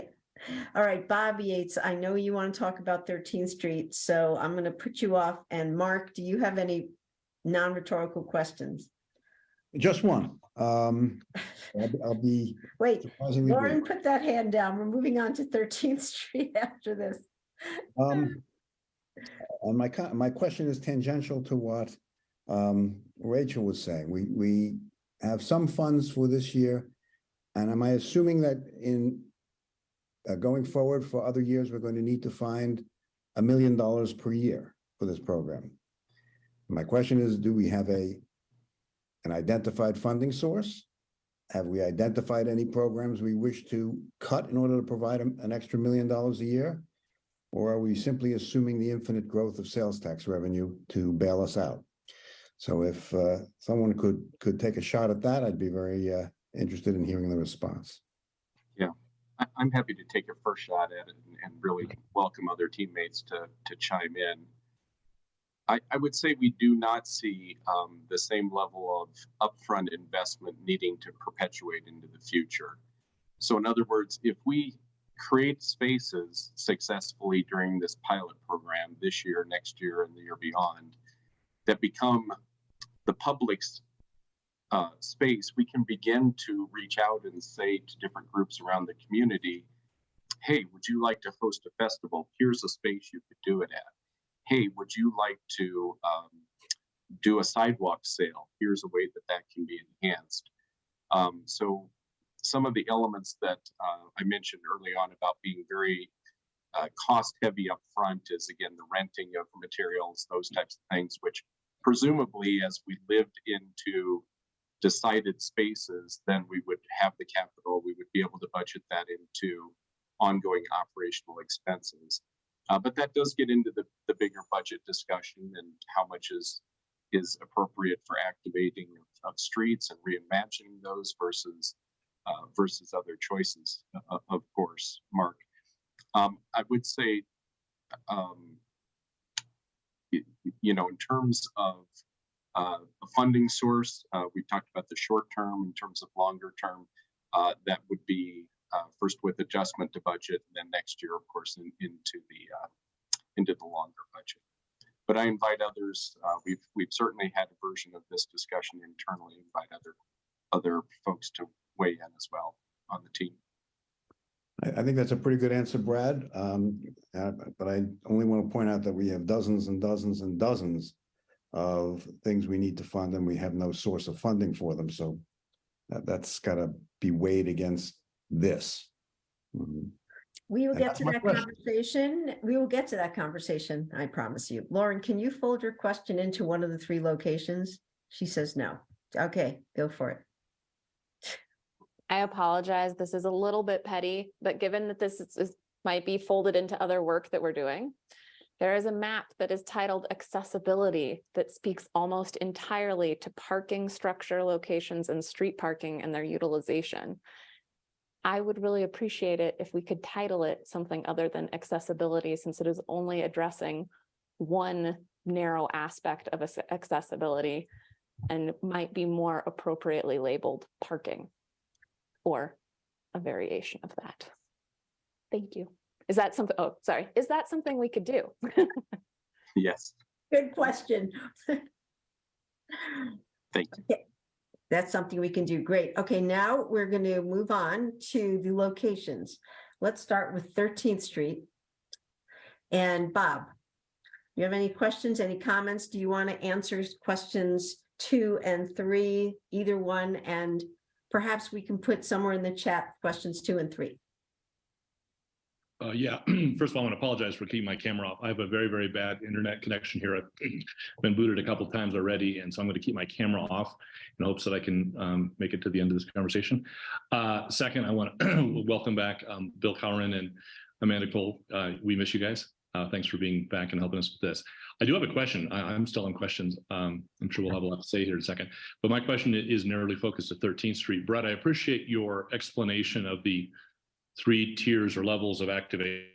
I'm trying to understand what level of activation. I know Mark asked the question about money, but I'm trying to understand the question about what and how and when we're going to activate 13th Street? Is that going to be your kind of level 1 passive activation, something a little higher than that, something even higher than that? And if so, I'm just kind of looking at the calendar going, gosh, it's March 23rd. Who's going to activate 13th Street, 2 months? And how are we going to do it? If forgetting about the money, which Mark raised a good point about money, but like how are we going to act, at what level and how are we going to activate 13th Street in a couple months? Yeah, thank you for that question, Councilman Yates. So that is the needle we've been trying to thread in trying to prepare for the possibility of various types of activation and programming, outreach to various potential partners, including, of course, the Downtown Partnership, but others like the Chamber and others as well. We will continue to try to do that, but the other form of activation that would be available on 13th and other spaces, but are those different pop-up elements, activations that Brett spoke to. We're kind of trying to fly the plane here while we build it at the same time. So it's hard to give a definitive answer other than as we move forward from the direction we get tonight, we continue to lean into those possibilities. I think, one thing to really kind of underscore is that we're really looking forward to this whole next phase of engagement going into the summer so that we do have the additional time and space to have collaboration with a greater number of partners, get greater consensus around how these spaces can be used and an understanding of the users and build that level of empathy that we want to get from different users, from nearby businesses and restaurants, that type of thing as well. So it's not possible to give just one answer other than that's where we're running to. I will mention that Chip is also available on this call, and maybe this would be an appropriate time for him to speak a little bit about how they've been just an active partner in bringing programming commitments forward and with the potential for more as well. Yeah, that'd be great. But and let's please limit our answer to 13th Street on this one, because I know that downtown does a lot of activation in other parts, but I want to really drill into 13th Street because it sounded to me like we're not ready. But if Chip tells us we're ready and his organization's ready to burst into flames and activate 13th Street in 2 months, then that's great. So Chip, tell us yes or no. That's not what I'm going to tell you. I think, we're obviously, as you know, Bob, these recommendations do align with our vision and the vision plan that we worked with the city on activating 13th, and we see a lot of potential over a long term. But your concerns about the timing, we share. I think there are things that can happen. I think we've had a lot of conversations with McKinsey from the farmers market, as have the consulting team. But I think it is a longer term prospect in our opinion. So we're certainly excited to continue the conversation, but we're not sitting at the gate ready to activate tomorrow. We have, as you know, a great calendar of events throughout the year, and we've added a number of things, including the Apri Festival that happened a couple of weeks ago, and we're doing a number of events throughout the downtown, including some street closures this year, and looking to what we can do to continue activating in other spaces. But the scale that we're looking at in these proposals, we certainly not single-handedly are able to take that on this quickly. Thanks, if Chip. I can Can also I ask add Noreen one to more speak thing? to that. Oh, Please. sorry, Yeah, Brad. thank you. No, go please, Noreen. I was going to ask if you could speak to it. All right, thanks, Brad. Sorry about that. I think that what I wanted to lead into is to remind folks that in the action plan, I think we pointed to some examples of how we could program the space or activate the space on 13th Street. And so we are reaching out to look for a pop-ups manager that could help to bring in folks that could populate that area on a Saturday evening or Sunday. And that can range with things like movies or music, or maybe art lessons in conjunction with BMOCA. We might have parklets that could be established there. It might be more games on Sunday, like cornhole or something like that. Brett, is there anything that I missed there that you want to add? Yeah, definitely. I mean, that's a really fair characterization. And I think, again, I think the point is well taken about how to implement this. And I think the contours of how frequent the programming can be and how active versus passive will be determined about like the actual partnerships that can be generated. And so the pop-up manager is going to be holding that responsibility and modulating ultimately what is deployed. And again, kind of treating this first season of it as that experimentation to understand what can we stand up quickly in this summer timeframe, and then growing it into the future and sort of using the idea of standing up some programming and getting people excited about that to then also engage with the people who show up and better understand what is the type of events they're looking forward to in the future too, and sort of beginning to almost kick off the cyclical nature of people getting excited to help co-produce some of the events moving forward as well. Noreen, where are we in I guess you mentioned a pop-up manager. It sounds like Downtown Boulder Partnership is not in a position to do that necessarily at that scale, at least. So have we identified somebody? Are we doing an RFI, RFP? Where, I mean, again, I'm a little concerned about the fact this is March 23rd and we're talking about something two months away. Do we have somebody? And you don't have to mention their name, but have we hired somebody to do this for us? We have not hired someone yet, but we have shared the scope of work with a number of events management type firms, and we do have at least one that is interested and does seem like they could be ready. But to your point, it is a very short time frame. So, and as Brad mentioned, we're trying to do both implementation planning as well as bring these recommendations to you all. But we do have one firm that is interested. Okay, thanks. Is that it, Bob? That's it for questions. Okay. Aaron, 13th Street, questions or comments? I just have one question about 13th Street, which is, well, I guess one thing I'm struggling with is not having a good sense of what costs are associated with what actions, because I do want to be sensitive to the different trade-offs of needs in our community, kind of on a broader sense, and how much we'd be spending on some of these proposals that are in front of us. So one question that I'll ask is on 13th Street, I'm going to make an assumption here and just maybe you can tell me if it's correct or not. I'm going to guess that on Saturday, like we're already closing the street in the morning and then reopening it in the afternoon. So I'm going to guess that if we say lengthened the closure on Saturday for some number of hours, maybe that's 3 hours or 5 hours or what have you, that we have a probably similar amount of work needed to reopen it as we already spend. And so that it would be a cheaper intervention to have a few additional hours of activation on Saturday on 13th Street, probably by a really substantial amount than closing it also on Sunday and activating the whole day on Sunday. Do you think, is that a fair assumption? I think that is, and that does get to, I think, what we can commit to as a team of looking at those abilities to capitalize on things we're already doing. I think that speaks a little bit to comments that have been made about outdoor dining, for example, and we are robustly, working with those groups.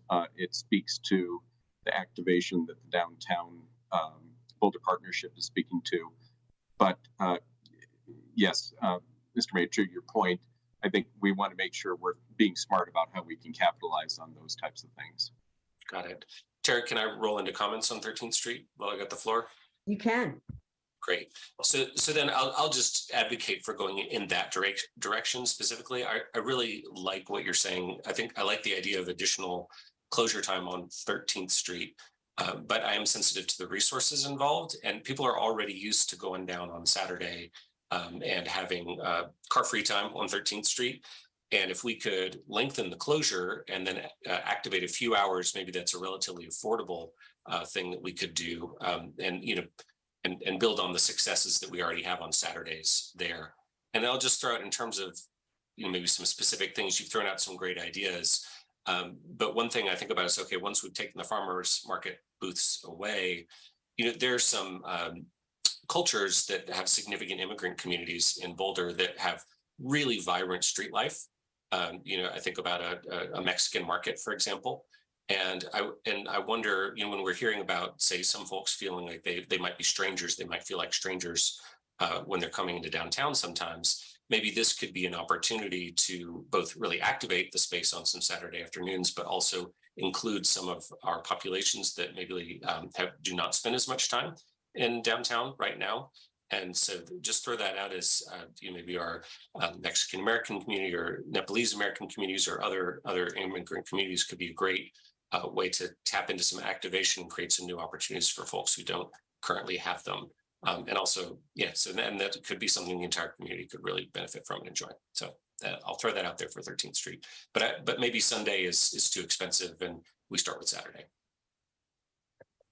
Thanks, Aaron. I think Matt might have been next and then Nicole. Thanks, Tara. And Aaron, I appreciated those comments, certainly about how we can sort of lift up some of those more cultural activities and create, again, that consistency factor that Brett was referring to. So I think that's really critical, is consistency, in order for people to build that, to either rebuild or reinforce that mental map that they're growing of an area. And so I definitely support where you're going with that on Aaron, for sure. A question I have is sort of on the east side, and I get that, you know, activating the area through the farmers market or other peripheral events is great, but they're transient by definition, because there's nothing really anchoring that space except for the tea house in BMoCA. And if all goes well, BMoCA will be vacating that space to go to a much better facility up north that hopefully they'll be able to build, which leaves really the tea house as the only real substantive thing. And so a question I have is, maybe for Nuria and Brad and others, what's our plan to do? What are we doing with all of that space on the east side of 13th? Because I think of whatever we're doing has to have long-term viability. And I know we're going to test now, but if we don't have a robust, active environment that's intrinsically active, then I'm curious as to maybe some futility in these things that we're testing, because what are the anchors to that space? And so what are we doing with the atrium? What are we going to do with BMoCA? And I'm just wondering where that conversation fits in to the one we're having now, so that as we're doing these tests, it's informing us of those very larger conversations that we as a city, as the property owner, need to think about, and how we want to build that infrastructure and create a good thoroughfare. Because I think of that downtown vision plan, I think of what happens when the conference center is built, and that wonderful corridor we have as an opportunity to take people from the Hill, conference center, campus, down 13th, down through that causeway and up into downtown. And so I'm just sort of curious how they're linked together, if we're linking them at all at this point. No, Matt, that's a wonderful lead in to what I think is a very important part of this. And it speaks to what we talked about a little bit during the retreat, which is the fact that we've got 12 different planning processes known of, and how do we coordinate that? So I'm going to ask Kathleen King to speak to that. We've recently tapped her to be the facilitator across multiple departments and to coordinate multiple visions, just to your point. So Kathleen, if you can kind of tell us where we're going, or starting to go with that. Yeah, so no, that's a great question. There's a lot of projects and exciting kind of planning and design work going on over the next couple of years. So we have a couple of different cross-departmental teams that are going to be working on the civic area in general, but specifically we're looking at phase 2, so east of Broadway. And then in 2024 on our work plan, we'll be looking again at that east bookend area. So that block between 13th and 14th, and thinking about how does that integrate and interact with the park? How do we build greater connections to downtown Boulder Station? How is it, make these joyful and exciting places in downtown? So, there's a lot of folks that are going to be working on that over the next probably 5 years to realize some of these visions, but we're definitely thinking about all of that and really trying to coordinate.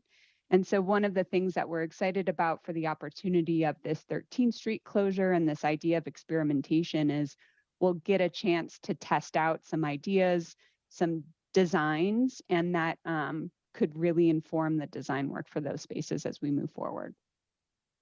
Appreciate that, Kathleen, and thanks for making that connection, Brad. And I'm glad that the timing somewhat works, and it seems like it also works with the CAN downtown streets mobility study that's happening next year. So I think some of these might just there's just serendipity with some of these that I think we can take full advantage of.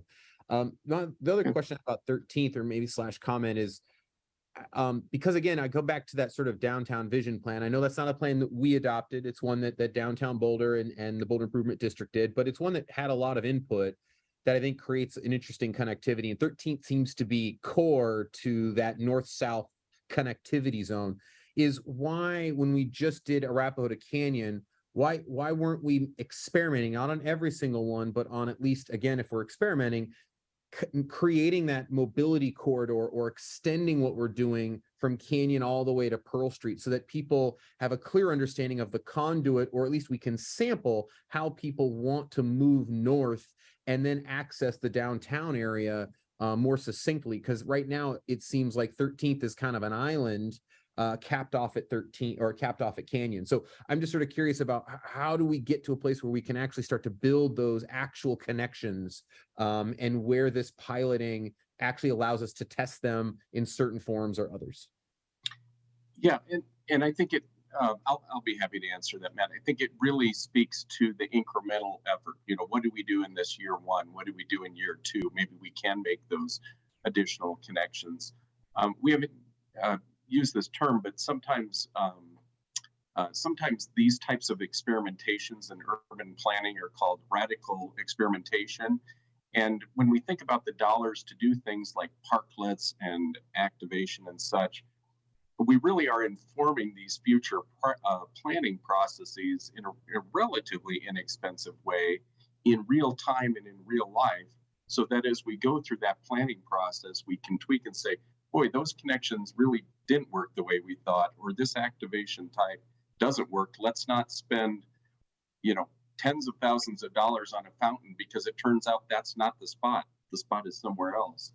And so, maybe we've underemphasized the benefit that will come out of this, to use this as real-time experimentation over not just this year, which again, we're trying to run very fast to do some specific things with, but over the next 3 years, which will dovetail with these planning processes, so that as these 12 different planning processes that are planned, we're not just putting up posters of things that could be and put your sticky dot on there, but rather things we've kind of tried in various ways and put your sticky dots on that, if that makes sense.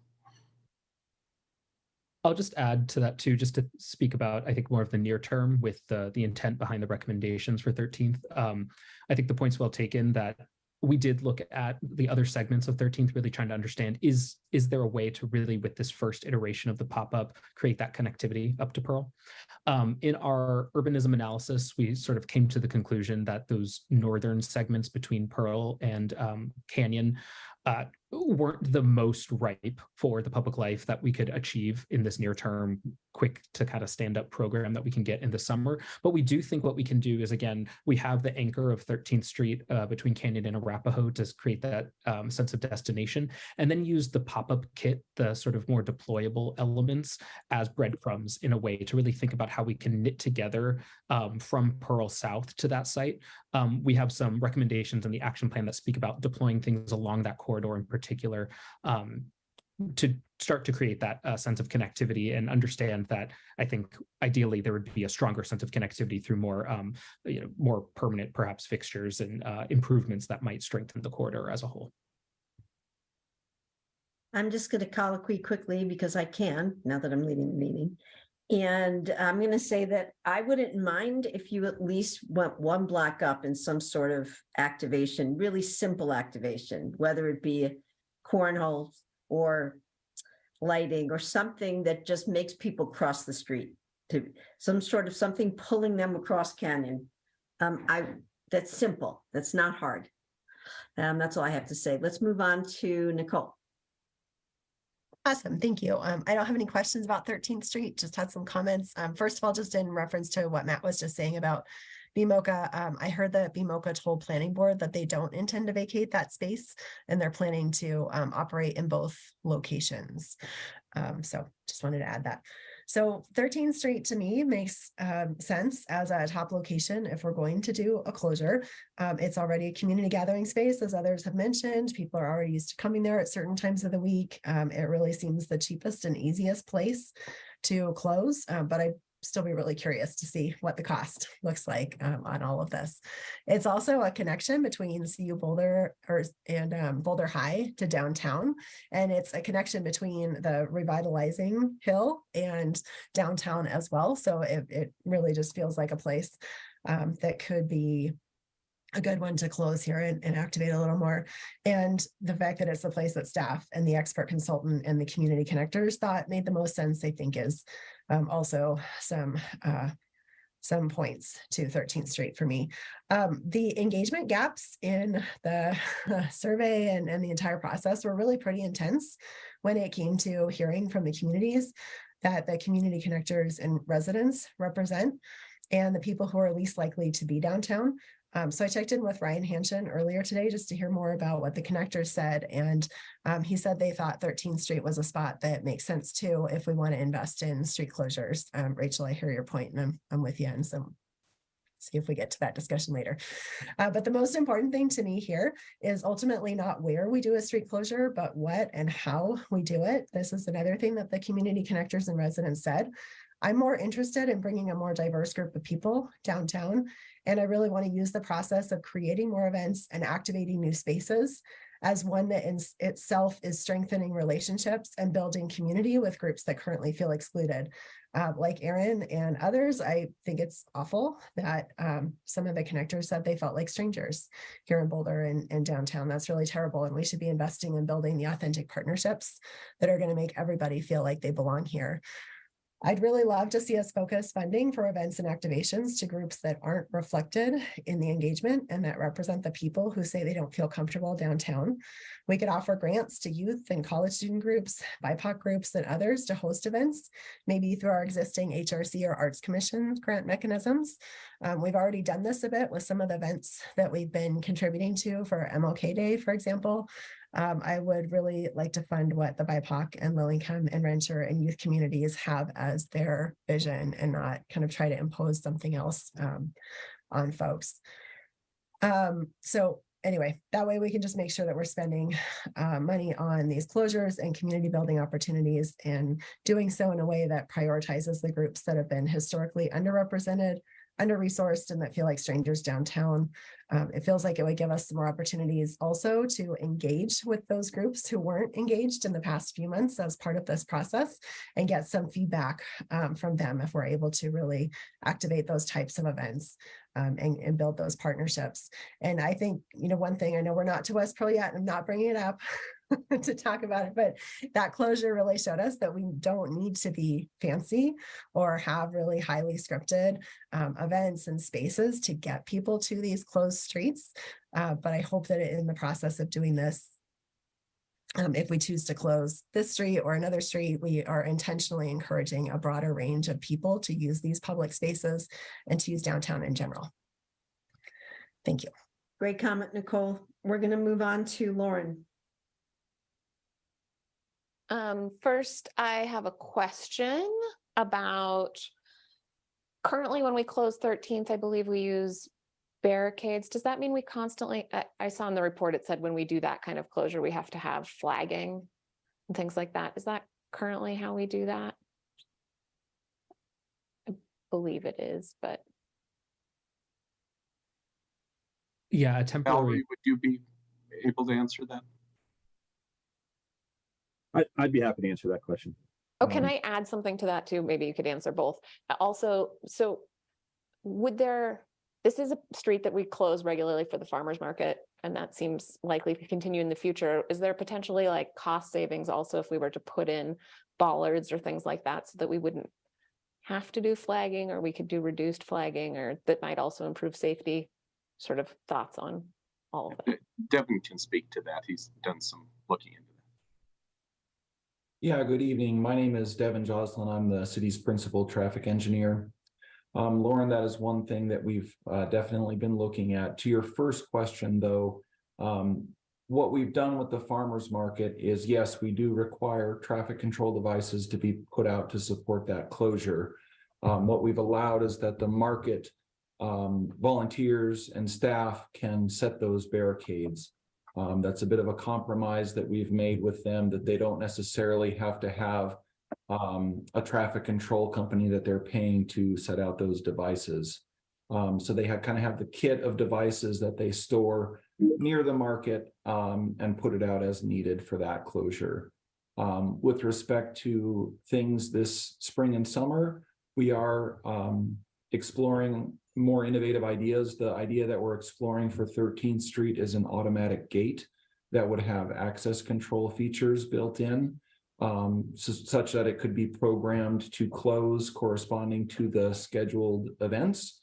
And it could also be opened with a key card for any vendors or the pop-up manager or city staff or emergency personnel that would need to get in there to support that. So we're looking at the cost of that and benefits, how that might compare with regularly paying a traffic control company or relying on volunteers to support the traffic control devices needed.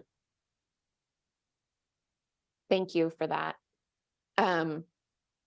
So I feel a little conflicted over this proposal for 13th Street. On the one hand, like, I think that the like the sort of the facade map states when the farmers market is not going on, the sort of natural activation level of the tenants and things, which is mostly the city on that street, is not very high. It's not that interesting of a street. And with the park right there, there's a lot of open space that's easy to access. Also, the performance sort of anchor zone is quite large. It just in comparison to, you know, the amount of space that we would have to fill and activate to make this street feel lively is substantial and is a substantial undertaking. I do like that it's sort of this connection point between downtown and the university, and could, you know, that all along 13th, all to the creek and to the Arboretum is a transportation connection that I would like to see strengthened through activation. So I'm kind of leaning towards, you know, starting small with this, that, you know, extending the hours after the farmers market, looking at how we can improve the closure mechanism to make sure that, you know, when the street is closed, that it is safe, and also considering, you know, trying to make it easier for people to help us activate that space, making, you know, either using that performance anchor zone or the band shell easier for the community, and trying to help sort of encourage the community to fill those spaces more regularly. I don't know that that always needs to be tied to a street closure. I think that depending on the size of the event, we might just do that in the existing space that we have in that area. But I do think that activating that area in general, doing some experiments there feels like a good idea and a good direction. Thanks, Lauren. You're good? I'm looking at Bob, your hand is up, and I'm going to push myself right in right now and just say that it is 8 o'clock and we only got to 13th Street. So I'm going to can the parklets. I don't think we have time for that unless it's an emergency. I will say, unless it's an emergency meeting, somebody has to say something about it, which I get. I will just comment that I agree with Aaron that Sunday just seems too much right now, and that we would do best to just make it successful on Saturday. I do have a dream, because I didn't get to eat today, so it could be because I'm hungry, of food trucks being up and down that that area, because they're the downtown restaurants won't have that competition element, and I think that that could be really exciting for the city. So that is my dream, and I hope it is fulfilled. And it's always about me, ask my husband. So that's the first thing I want to say. The other thing is, actually, that's all I want to say, because the thing that I really agree with Nicole on is that the community wants something affordable, and Pearl Street is unfortunately not affordable. So this could be our opportunity of a lifetime for markets and food trucks and a cultural area. Really our opportunity to do something that we really just can't do on Pearl Street right now. And so I'm pretty excited about it. And that's what I have to say. Everybody else said everything that I could ever want to say. So thanks for those great comments. Bob, do you have a last comment before we move on to West Pearl? Yeah, it's my first comment actually it's on 13th Street. To me, this comes down to a when, not a where. I think 13th Street is a great place. for us to activate. And I share comments with my colleagues that it should be the entire length of the 13th from Arapahoe all the way up to at least Pearl, for all the reasons that were stated as far as the conference center, the activation of Central Park, all of those reasons. But I also share Matt's concern and the concern raised by others that little stub of 13th Street down there is too far away. I get the fact we can try to do something on Saturday night versus a Sunday, but people will go when there's some place to go to. And when the farmers market closes up, that's going to be it. And so I'm worried that we don't have enough time and we're spending an awful lot of money trying to activate a place that's really, really far from where everybody's going to be. And I'm afraid we're going to get to the end of the summer and have a half-assed job and it's going to be a failure. And then we're going to say, well, I guess we tried that. We're not going to do that anymore. I would much, much rather have us do a good, thoughtful, thorough, well-funded job on 13th Street next year than do a rushed, not well thought out, because I think you all acknowledge it's not very well thought out, job in 2 months. So I am not in favor of activating that little stub of 13th Street this year, whether Saturday night or Sunday, for those reasons. But I do want us to give some great thought to 13th Street. As a matter of fact, I'd like to give us a lot of thought to all of 13th Street and do a better job and a thorough job and a thoughtful job in 2024. Questions before we move on to West Pearl staff? Is there anything you need to know? Do you need a straw poll? Is this good enough? Thoughts? Nuria? I think Brad? it might be better to try to summarize things in the context of the discussion with West Pearl too. So why don't we wait till then? All right, let's move on to the big part of the night. That's going to be West Pearl. I bet those hands are going to start coming up. Do you have any questions about it or comments? Answering number 2 or 3 in our questions. Rachel. I just have a process question. I'm not going to comment, I think, on either, but could people just also give parklet feedback here while they're at the West Pearl, just because, or maybe just a straw poll of whether people want to do that, because it would really be up to the 9 people, I think, to decide whether to speak to parklets tonight. We could speak to parklets. Do you want to? I don't want to speak to either. I just wanted to bring up the process of, like, can we maybe just say, if you have something to say on parklets? Yeah, that's a good idea. West Pearl and parklets. Let's fold it in. Thanks. Yeah.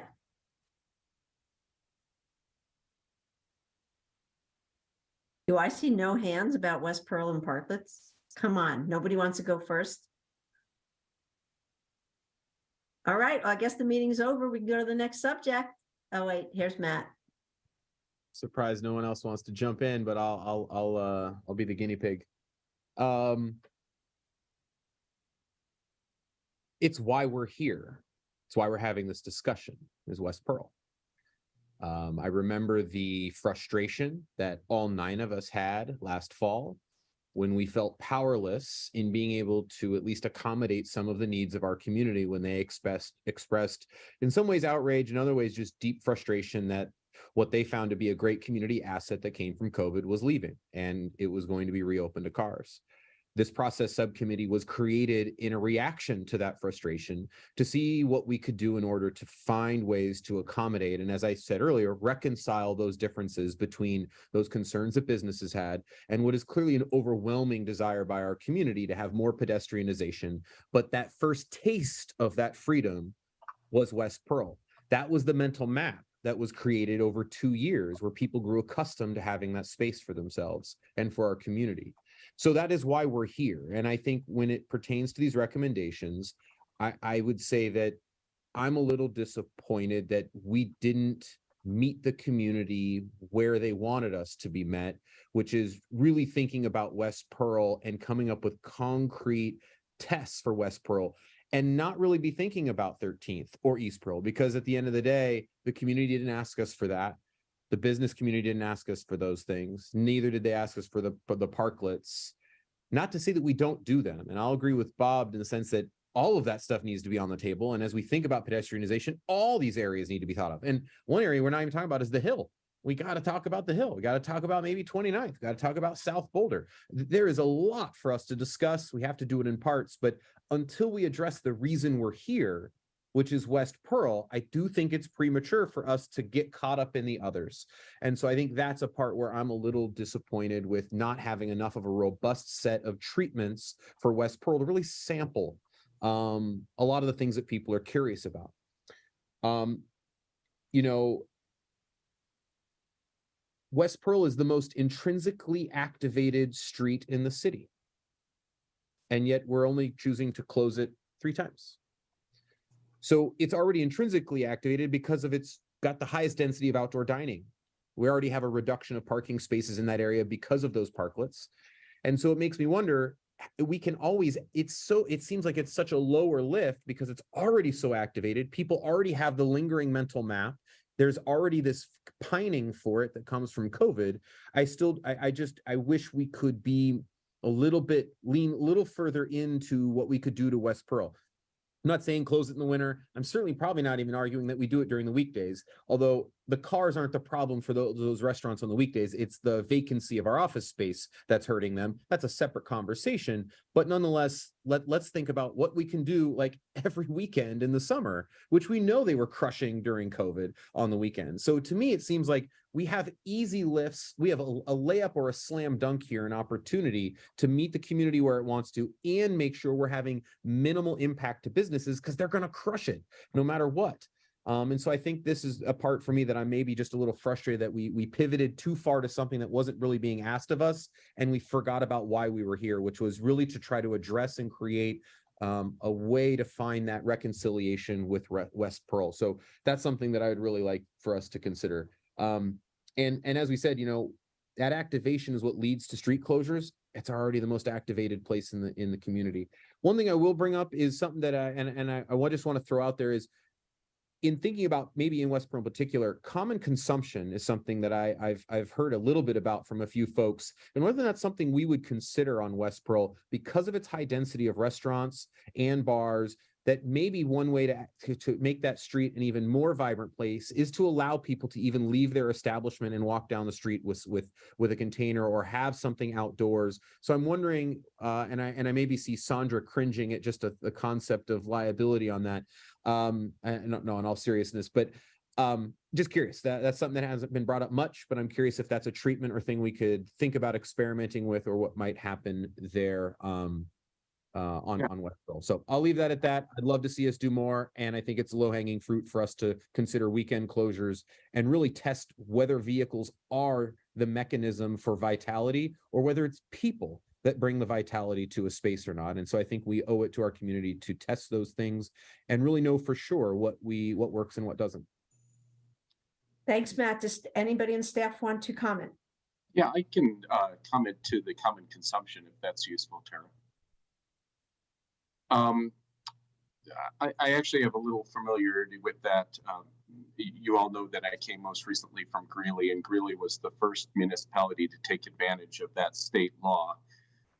Common consumption, just for everybody's benefit, is state law that's relatively new, five years or so, maybe a little bit longer, that allows for specific geographies to be defined, and if all of the businesses that are in that geography agree, alcohol can be brought out into a common area street, typically, or plaza, under certain controls. Knowing a bit about that program, you do have to stand it up. It would probably take 3 to 6 months, and also the agreement, as I understand it, of all the businesses that would be within that defined area. The standing up period is required because you have to create a new legal entity that agrees to do that. But we certainly could look into the possibility of that if that is of common interest. If council commonly consumes that idea, we'll look into it. And can I just add something that we did in our initial research this winter when we started this work, look into what were the possibilities related to liquor permissions. And it seems like with this near-term implementation that it really more is the special event permitting, that the common consumption is more of something to test at a longer term, because it is going to take some time to go through that process, and you'd have to get that district established and make sure that the folks are wanting to do that. So it's not something that we can pilot for the near term. And maybe we can ask Amanda and the consultants to speak a little bit about their experience nationwide with business engagement. We did some case study research and found that successful street closures always accompanied the proactive participation of the business owners on those streets alongside high community participation. So we couldn't find any where that wasn't the case. And we do have Chip again available if he wants to provide the perspective of the West Pearl business owners, just to add to Matt what you were saying. Thank you, Amanda. I can attempt. We have probably 50 businesses and 200 opinions amongst them.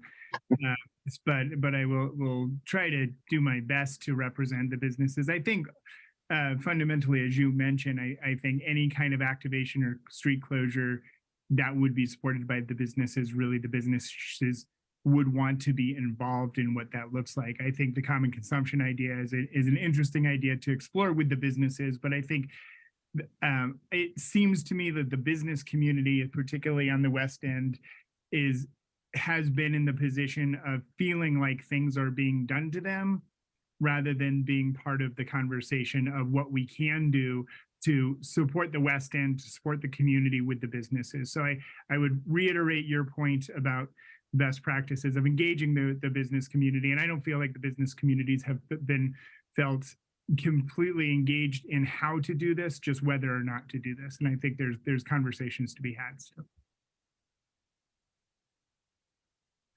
Okay, should we go on to Lauren and then Aaron and then Rachel?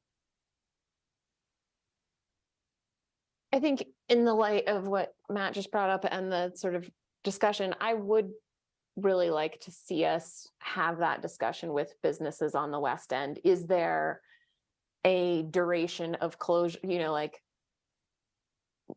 could a once a week closure be something that a majority of businesses would support? Is there any version of that that would find traction with the business community in that area?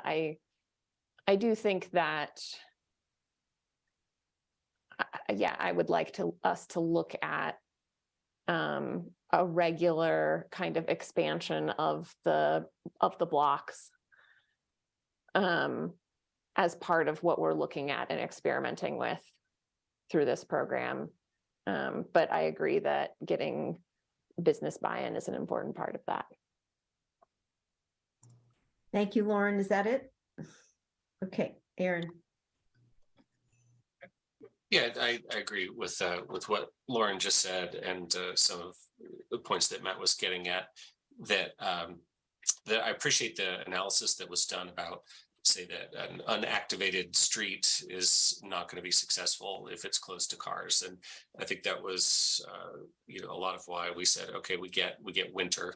The streets are not terribly well activated in winter, and you also mentioned the analysis that a 24/7 closure isn't really merited based on that analysis, and that makes sense to me as well. Is a Tuesday morning at 9 a.m. going to be a really active space along West Pearl? Most of the time it's not going to be.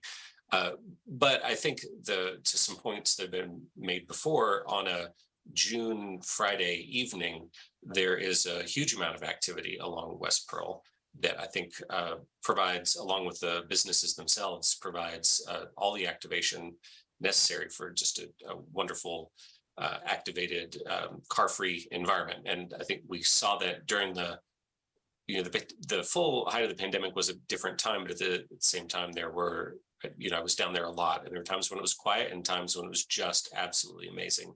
And we heard from our community with an 86% support for, that being a lovely, desirable thing. And so to Lauren's point and question is like, what's a version that can work for the local businesses that can provide that vitality and also provide the community with that really desirable experience? So is that, Friday evenings? Is it Saturday evenings? Is it, what does that look like? I've heard about difficulties with deliveries, but deliveries aren't coming in at 5 p.m. most of the time. So I would really like to explore our opportunities here for regular targeted closures that I'm hopeful could provide additional revenue to businesses, not impact them negatively. And I think part of this will be talking to them about what works and what doesn't work. And I think part of it is really about data collection. to Lauren's earlier question, we did not get any tax information on how things have been going since the street opened back up to cars. And I think that's really relevant. And I think collecting finely grained tax information going forward will also be really relevant in terms of the piloting and such. And then it was an interesting idea Matt brought up. You all were already thinking about the common consumption. Totally get that's not a this spring, summer kind of an idea. But I think that's another thing to go back out to the businesses to say, what if, Friday evenings were car free and common consumption? That might be something that would be a really desirable experience for our community and for the businesses themselves. So I'd like to see another iteration of this that gives us the opportunity to potentially provide some of those high usage times that are car free. And then I'll just say on the parklets, I mean, I like the idea. I like tactical urbanism kind of thoughts like that, but I'm concerned about how expensive they might be. And I feel like I'm flying blind a little bit here. So, but it's not the first place I'd spend a lot of money. So if you could tell me you could stand up a really cool parklet, and for the summer for, $3,000, I'd be like, oh, okay, that sounds pretty cool. But if it's going to be a, $100,000 kind of effort, I'm not going to be so interested. And also we have a limited amount of time to devote to these things as well. So I think the time and the money would have to be very, very doable, I think, for us to prioritize that, in my opinion. Thanks for listening. That's all I got. Well, to colloquy, because I can, I'm going to say that we have a giant parklet called Pearl Street Mall. So that's first of all. So I agree with you whether or not we should I don't think we should spend a lot of money on parklets personally, but I do want to say that it seems to me like maybe we should ask the businesses to compromise. And I'm going to throw out Thursday night and maybe do some sort of marketing like Thursday night on West Pearl, because Thursday night was always the most exciting night for me back in the day on West Pearl. And if it was, I loved going to West Pearl on Thursday nights during the pandemic, just raise my spirits. So maybe we can do one night a week or one night during July or one night in July and August. Oh, is Chip going to be mad at me? Or Sundays on Pearl or something. I know, Chip, you don't like Saturdays. I know that. But maybe we can do some sort of a compromise. Okay. Can I just, sorry, I forgot one, just colloquy on your colloquy, the Stampede, the Buff Stampede is so much fun. And that seems like that could be, when that happens, another opportunity, because boy, is downtown activated when the Stampede's happening. Okay, next we're going to do Rachel just because she's in my line of sight, and then Nicole. I think I'm technically next, so good. And I'll be very brief. Obviously, we're trying to get it at promoting a vibrant downtown, and I think that's a crucial thing for us to be working on. I agree with Bob that when is a really important question to be asking about all of these things. And again, to round back to my earlier point, it feels like we're at a bit of a breaking point with encampments. And so I would focus on that first. And then, on all three, I would largely implement the recommendations of staff as mostly supported by Chip and downtown. And I think the chamber, so that incorporates at least a large swath of people with vested interests. But I think that the staff recommendations, they went for expert advice and opinion, and it's data backed. So this is not our long-term solution for improving cycling infrastructure. I think we're just highlighting it this phase, and I think that staff has done and consultants have done a good job of teeing us up for getting successful data and information that we can work from. But back to my first point and Bob's sort of separate point about timing, I would do it next year, honestly. Like I would focus, to the extent that we have $500,000 to $1 million that we can do something downtown with, I would focus on really shoring up the space to be a place that is ripe for activation and community celebration, and simultaneously gives people who need a place to be. Thanks, Tara. Nicole. Thank you. I'm going to just start with a couple comments about the parklets. and pop-ups, going back to some of the connectors feedback, they kind of seem to be at an earlier stage of using downtown as a public space, like wanting their kids to have safe bike routes to downtown from their neighborhoods. So, as we're thinking about these kind of things, again, I just want to be really intentional about how we're designing things for people who haven't engaged yet and who don't spend time downtown on a regular basis. It's really a different level of engagement from what other stakeholders we're talking about. One of the things that I would just like to plant a seed for now with these parklets and pop-ups is if we could think about rolling out a citywide pop-up or parklet program, so not necessarily restricting to downtown, but for the people who don't come downtown. So can we bring the downtown feel to other neighborhoods through pop-ups and parklets, like the neighborhood block party trailer that we've started again, but in a longer term installation kind of way. And, if we're committed to doing these temporary pop-ups and parklets, can we ask the connectors what they think about eventually putting them in neighborhoods whose residents don't often come downtown? So just a way to try to create a bit of a bridge there in the community. With regard to parklets, West Pearl, anything that we're really proposing with this project, kind of like Rachel, I would like to have some firm cost estimates for the things that we're proposing. And then what I would love to see us do is include those proposals in our budget discussions this year so that we can prioritize what we're spending money on and look at trade-offs. It is always so hard for me, I've mentioned this before, to make these decisions in isolation, being able to see things holistically. And especially if we're trying to add new expenditures that may have ongoing costs, be really conscious about what we're eliminating because we don't have infinite resources. And I would, especially again, with the one-time expenditures, we really need to be careful because we know from the West Pearl temporary closure that once people get used to things, they're going to expect them to continue. And again, whatever we decide on, how we move forward, to me, is more important than where we move things forward. I'd really love to see us offer event opportunities to the groups in our community whose views haven't been reflected here and that represent the people who say they don't feel comfortable downtown. This just feels like such an important opportunity if we're heading in this direction to really do that engagement and try to diversify who is using our downtown space and really make it a place for our whole community. Thank you, Nicole. Junie. Thank you, Tara.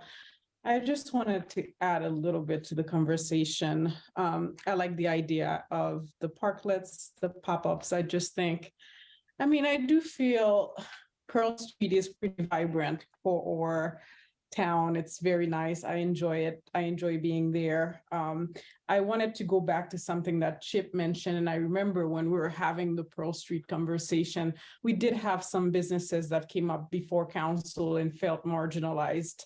So I think as part of that conversation, we have to ensure that those businesses are at the table, and for whatever reason that they felt marginalized, that we bring them along as part of this process. That's going to be important as part of this conversation. There is something else. I heard the conversation about alcohol open consumption, and that is not something that we do at this time.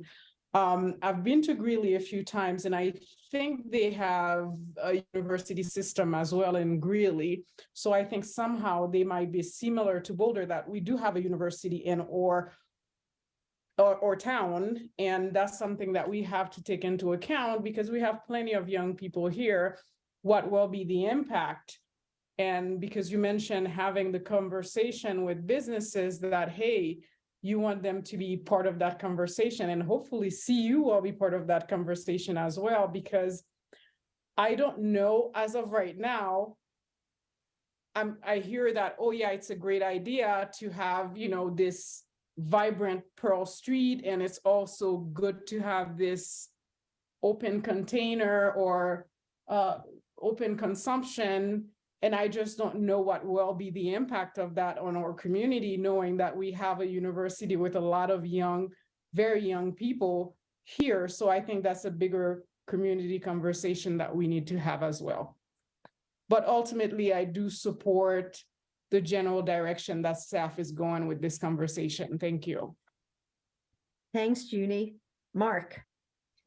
And my only comments on this are going to be derivative. I agree with Nicole that we need to make the expenditures for this project part of our budgeting process. We just can't throw our hands up and say, you know, we're going to spend the money.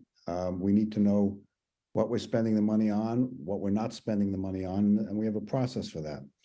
I also agree with some of the comments made by Lauren, which is that, you know, I'm indifferent to how many times we close West Pearl, as long as the business community has been consulted and has been at the table and has some buy-in for doing so. You know, I know that everybody who has been polled has been in favor of closing West Pearl permanently, but almost none of those responses to the polls spoke to the condition of the businesses.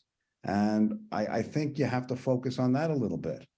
So to the extent that you can consult with the businesses, get some buy-in. If they're prepared to close twice a week, I'm fine with it.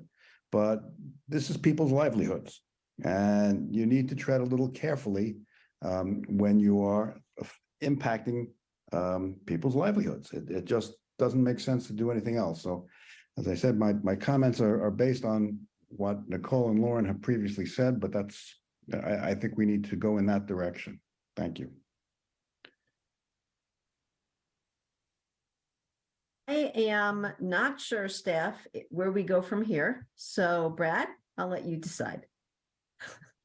Well, I think we've been given good feedback and direction. I really appreciate all that. I would summarize that Council acknowledges that from our fall kickoff and everything, we committed to considering West Pearl and the other spaces. And so you're acknowledging the work that we've done there. I saw some heads nodding when I said that this really was an exercise in flying the plane while trying to build it. So we appreciate your acknowledgement throughout the discussion that we're trying to look into activation and engagement opportunities while still standing up something possible. I believe I heard a large group, if not a consensus, about 13th Street, maybe extending hours on Saturday with adequate activation, but making sure we capitalize on some of the expenses and such that that we already know exist as part of the closure of 13th already. And then on West Pearl to explore some sort of regular rhythm for temporary closure, but making sure that we do engage with the businesses to the degree that is possible. I heard that it's important to get maybe sales tax data. Also important that we look to the future as this pilot extends into year 2 and 3 for maybe budget ramifications and a budget packet as we go into next year. And then finally that we do lean into engagement, that we continue to use the racial equity instrument that has already been the basis of where we've started, but that inclusion is a priority, and really recognizing some of the comments that all the council members made about elevating the inclusion piece as we go forward. So I guess I would just ask if that captures it adequately, and if not, we will go forth and implement to the best of our abilities. Uh-oh, I see some hands that might disagree. I personally thought you captured it, but let's see what Aaron and then Matt and Bob have to say. No, I was just going to say that, Brad, that was perfect. I think you should be like the head of the planning department or something, because that was just a perfect summary. Thank you. Matt? Maybe the sound of me opening this soda made me miss it, but was there enough heard with regards to building up towards the conversations about common consumption? Because that's going to require a fair amount of outreach, and I just want to make sure that, one, there's capacity for staff to do that. Does it need a knot of 5? And can we build that runway, fully acknowledging it's not happening this year, but when you think 3 to 6 months, that plus process and decision making, that we could start that then and then be ready for something at some point next year if there's a green light to be had. So I just wanted to double check on what action plan there is with that. Yeah, thank you, Matt. I think investigation into it and clear communication about what that would take leading to the possibility. Bob. Yeah, Brad, I'm not sure if I fully agreed with your summation, so I'm going to ask my council colleagues to weigh in. I heard, with respect to 13th Street, I heard a lot of concern.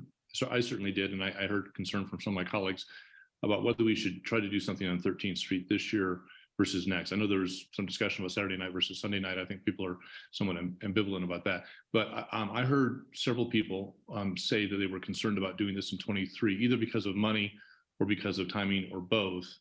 And so if you think you heard a majority of us say go forward with 13th Street in 2023, Tara, you might do a straw poll because you might get a different answer. Well, is it possible to just see if they can find any partners and do a limited basis on an extending on a Saturday? Or do people not even want to go there?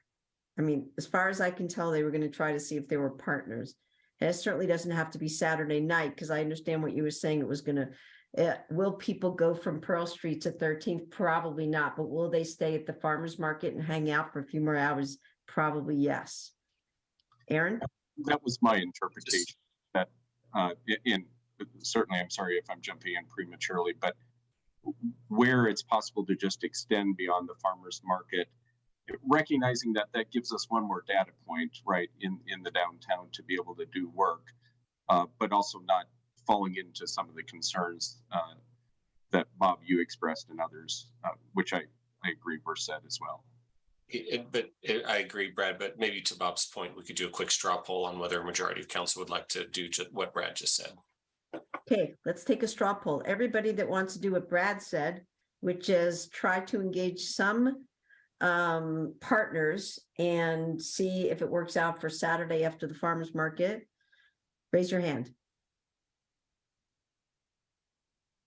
1, 2, 3, 4, 5. We have a majority. My first straw poll. Oh, I feel so proud.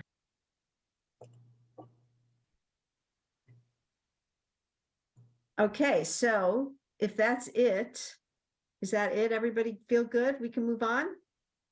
Because 8:26, we want to move on. I feel like we should take a 5-minute break and then be back here at 8:32, 6 minutes, to go with our second subject.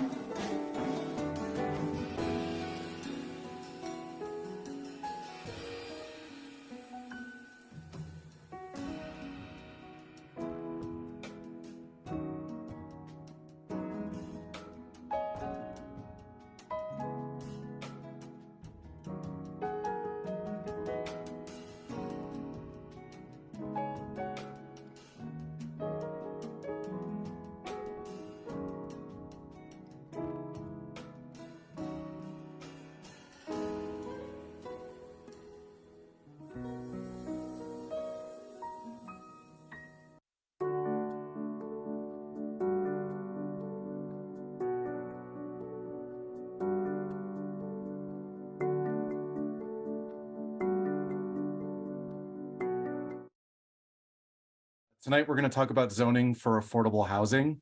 Last time we talked about this particular topic was a study session in November of last year, where we talked about the scope and timeline for this project. So I'm going to go into a lot more detail tonight, and we're looking to get your feedback. So let me get the presentation pulled up. Can you all see it? Not yet.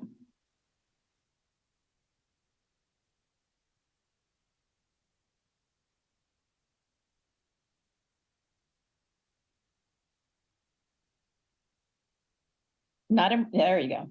Okay, so tonight, the purpose of the discussion is to get feedback on the zoning for affordable housing project. Just to lay out the discussion, I'm going to go into a bit of the background of the project, and then moving into how the city of Boulder regulates or calculates residential density, as that's a big consideration and that informs the potential options that we can do as part of this particular project. Then I'll go into the actual potential options. There's a number of different types of options that we're looking at related to density, housing types, and parking calculations. And then we'll move into the community engagement that we've heard thus far, some feedback that we've received from the Housing Advisory Board. And then I'll conclude with next steps right before we go into the deliberation. So the questions for City Council tonight is, does City Council have any comments or questions related to how residential density is calculated in Boulder? It's a complex topic. I'm going to try to go through it the best I can to make everyone well informed, but I'm sure there's going to be questions and I'm happy to answer those. And then after we get after that section, I'm posing the question, which potential options should be the focus of any future further analysis, outreach, and ultimately ordinance development. So we want to figure out how to narrow down these options and go out to the public and get feedback. So moving into background, this is the problem statement that we have within the project charter in attachment A. It's actually a similar problem statement that we had for occupancy, just related to the housing crisis that we're experiencing here in Boulder and the Front Range and all across the country, really just the need to increase housing stock to address the supply and demand issues and just overall the cost of housing in Boulder. So this is a number of ways we're trying to address it in a multi-pronged manner, with addressing ADUs, occupancy, changes to zoning to allow more housing to address this crisis. So what we heard from Council back at the 2022 retreat was that this project's primary goal or objective was to evaluate the land use code with the intent of removing zoning barriers to more affordable units and smaller modest size units. So that informed the goals that we prepared for the project that are up on the screen. So one thing we want to make clear tonight is, what do we mean by affordable housing? We mean a number of different types of housing when we talk about that. Firstly, there's permanently affordable housing, which is our typical deed restricted housing that's affordable in perpetuity, that is administered through our inclusionary housing program. Sometimes we get on-site affordable, sometimes we get cash in lieu fees or work with other agencies to provide the housing. These are again, the deed restricted housing units that we see in the community. There's also affordable attainable housing. So these are like the households that pay no more than 28 to 30% of their income on housing.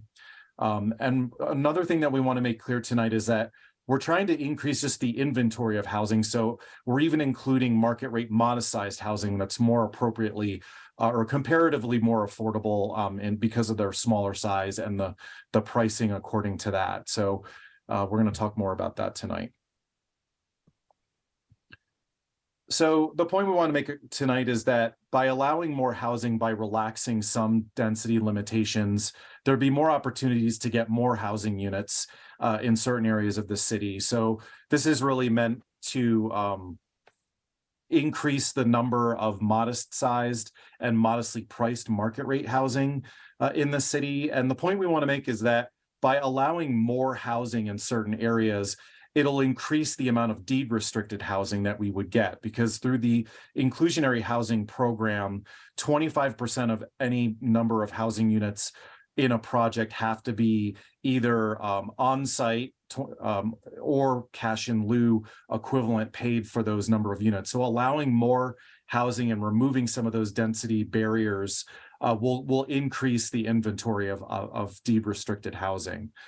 So the other point we wanted to make is that even with cash in lieu, it allows the city and other agencies like Boulder Housing Partners to leverage that money and actually seek out federal and state funding for housing to actually increase that pot of money that goes into the Affordable Housing Fund and actually result in even more housing units than you could even achieve on site. So we're just trying to remove some zoning barriers to make this more and more possible. So before moving forward, it's worthy of mentioning kind of things that are happening at the state level. Proposition 123 was passed by voters back in November, and it basically created a state level affordable housing fund that basically is anticipated to be about $290 million a year that the state can use for a number of different programs to help with local communities and agencies to get more affordable housing, to address homelessness. So this is something that the City of Boulder, the City Manager's Office, and Housing and Human Services are evaluating closely to see how to best implement it. You probably are all familiar with Governor Pouls's State of the State, where he brought up the housing crisis as one of the primary endeavors of his administration. And even this week, it's very opportune that we're talking about this because the state is going to be releasing a draft that is a land use policy related to housing that might actually end up getting adopted potentially by May at the end of the legislative session. And that could have a great effect on a lot of the local communities in the state of Colorado. So I'm going to shift to the local policy framework just to build the understanding of how we did the analysis for this project and how that's informed the potential options. So you all are familiar with the Boulder Valley Comprehensive Plan. It's a document that is adopted by ordinance, so it has a lot more teeth than a lot of comprehensive plans may be in other communities. It's a very important document in guiding all of our actions at the City of Boulder. So you can see there's a number of different ways that the comprehensive plan is implemented. The plan actually implements, or it basically states the vision of the community, and then it gets implemented through department master plans, strategic plans, through the capital improvement program. And in the sense of like land use, it gets implemented through our zoning, or what we call our land use code. So looking at the BVCP, one of the major focus areas that guide our actions is relative to housing affordability and diversity. If you open up the first few pages of the last or the most updated version of the plan, it states that housing affordability and diversity is one of the most important things that the plan is trying to address. So I'm not going to read this whole thing, but obviously if you read through the plan, you can see that housing is a major part of the plan. There's a number of different policies in the plan that relate to getting more housing in the city, trying to get more diversity of housing types, more affordable housing for a full range of households, increasing supply, and also addressing the jobs housing imbalance. So there's a number of different policies that we look to. All right, so now I'm going to go into a lot of detail about residential density. I expect there might be questions. I have no problem if anyone wants to interrupt with any questions for any clarifications. So starting again at the high level, I'm going to talk about the BVCP land use designations. This is our land use map that basically sets the vision for what the land uses are throughout the city. And we are always trying to make sure that our zoning ordinance or our land use code is consistent with the BVCP. We wanted to talk about this because we understand and acknowledge that there's a lot of interest in doing residential infill of missing middle housing, particularly in single family neighborhoods in the city of Boulder. The point we're trying to make tonight is that this is a very large challenge because it would require us to relook at the BVCP at the policy level first and do extensive community engagement if we are to make any extensive changes to those single family neighborhoods to introduce different types of housing or potentially increase density. And then following that, there would have to be extensive rezonings to comply with the comprehensive plan. So you can see that a very large percentage of the city is shown in yellow, which is our single family neighborhoods. So yes, it's an opportunity for trying to get more housing, but they are areas that are restricted in the BVCP, which I'll talk about right now. So you can see the areas that are in kind of the light yellow color are considered very low density residential. So it describes the characteristics and locations, like basically the vision for those areas. These very low density areas are capped out at 2 dwelling units per acre or less. And then the yellow areas, which are more pervasive, obviously, is the low density residential areas are at 2 to 6 dwelling units per acre. And then you get into medium density areas, which are shown in orange, and that's 6 to 14 dwelling units per acre. We start to get a little bit more flexibility as the density increases in the plan. So mixed density areas are 6 to 20 dwelling units per acre. The most flexibility is really high density residential areas, which just say more than 14 dwelling units per acre. So there really isn't like a cap for those areas. So that's where it gives us a little bit more opportunity as part of this project, where we have a limited timeline to make changes to get more housing. So I'm going to talk more about that. If you've had a chance to look at table 1 in the memo, it details all the different residential zones in the city and how residential density is calculated. So consistent with the comprehensive plan, you'll notice that very low density areas of the city, the RR zones, are less than 2 dwelling units per acre.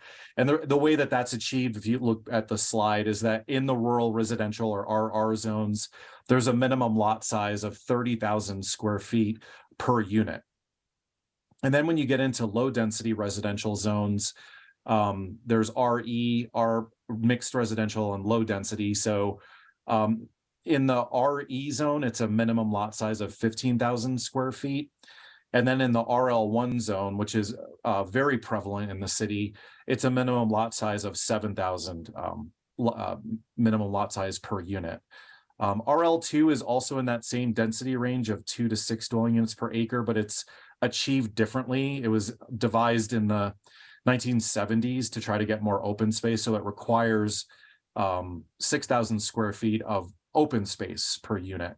So it's really dependent on design. And there are a number of zones that use open space per dwelling unit to determine the density. So you can see that these are pretty sacrosanct changes that if we were to make change any of these minimum lot sizes per unit, we would have to start with the comp plan first. So because of that, we've kind of focused on other areas of the city where we have more flexibility. We don't have that density cap. Lauren? Well, sorry. I guess I just wanted to interject because I sort of disagree with that statement that any change to that would require a change to the comp plan, because the comp plan in our spreadsheet doesn't say that it is determined on a per lot basis. It says that it's supposed to be an average density. And so just Well, one thing I want to make clear is that what I didn't say is that a lot of these zones that when they were subdivided, they maxed out the density when they subdivided. So that's why we bump up against those limitations. There are some areas where there's a little bit more flexibility and you could add units because they have larger lot sizes. But because so much of these low density areas were maxed out, that's why we're saying that it would require basically a revisioning of those areas in the comp plan before there'd be any kind of change to the zones. I hear you. I still disagree, but I will let you continue with your. Okay. So because of this project, we've focused on areas where we don't bump up against that cap. So those are typically the business zones, the mixed use zones, and the industrial zones. So this is really where the BVCP already designates areas for additional housing and mixed use neighborhoods. So that includes the Boulder Valley Regional Center, some of our neighborhood centers throughout the city that you can see in the numbers on the map, and then also our industrial areas, because we just made some changes through the use standards table that actually made the ability to do more residential in industrial areas, more eligibility for that area. But it still bumps up against some density caps in those areas in the zoning. But because the comp plan doesn't cap the density in those areas, we can actually work on changing the zoning in that area to get more housing. So I want to talk a bit about density versus intensity. They're kind of used interchangeably in Boulder, but I wanted to be clear about density is basically a calculation of dwelling units per acre. So it's really looking at the number of housing units that are permitted by the zoning and also by the comp plan. And it kind of regulates the level of activity that you can see on the property. Intensity is more like how much visual massing are you seeing on the property? And that's governed by in a number of different ways.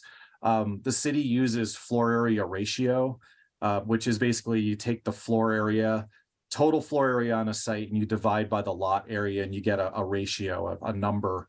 And a number of different zones have different FAR limits to govern how much massing and bulk you see, but also factoring in open space requirements, how much parking is required, height limits, and setbacks. And you can see that FAR can look different depending on how much of the lot area has to be taken up either by landscaping or parking or open space. So a 2.0 FAR at the bottom, you can see could either be 2 floors just covering the property, or it could potentially be an 8-story building. Obviously in Boulder, we have a 55-foot height limit. So it's more likely that you're going to see a 4-story building like in the middle there, based on the FAR and the open space requirements and parking.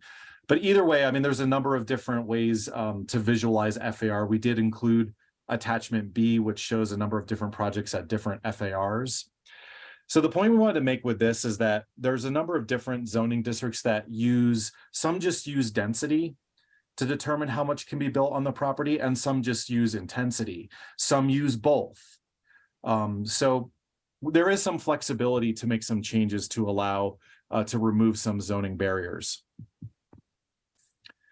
So I know there's a lot of numbers on this slide, and there could have been more, but I'm going to walk you through the slides, and certainly if you have any questions. But I think what we're trying to do here is that this table basically illustrates that how some simple changes could be made in certain zones to allow more small units, and as a result, more deed restricted units. So we're using an example here of Diagonal Plaza, which I know many of the council members are familiar with. It's a 5.45 acre site. It's in the BC1 zone, which is community business. It's one of the neighborhood centers in the city. In that zone, in the top row, you can see that the density limitation there is 1,200 square feet of open space per unit. So basically, this is a little bit difficult when it's done by open space because it's a matter of design, but typically that's going to get you somewhere around 22 dwelling units per acre. So applying that to a 5.4 acre site, you could get somewhere around like 120 units out of that, which in a sense is more on the suburban side in design. So the next column, we're showing that out of 120 units, 25% of the units would be deed restricted, either on-site units or the equivalents in lieu. So there'd be 30 units that would be subject to our inclusionary housing. In that particular zone, there's no FAR limit. So it uses that open space to kind of limit the intensity. The next line is the BR1 zone. So that's the regional business zone. That's like in our Boulder Valley Regional Center. So like where 29th Street is, the Village, along 30th Street.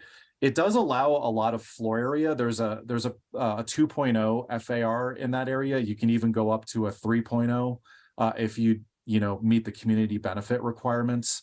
But we've heard over and over again from the development community that the density limitation in that zone, which is pretty common in a number of different zones, the 1,600 square feet of lot area per dwelling unit, or the 27 dwelling units per acre cap, is when you combine that with the FAR limit, when the FAR gets maxed out, it basically encourages large floor plate units. So it's basically, we're not getting what we want to get in the city. So applying that again as an example to the 5.45 acre site, we would get around 148 units.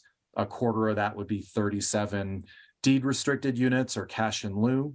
So basically, if you max out that FAR on that site and you divide it by 148 units, you get you get an average of over 3,000 square feet per unit.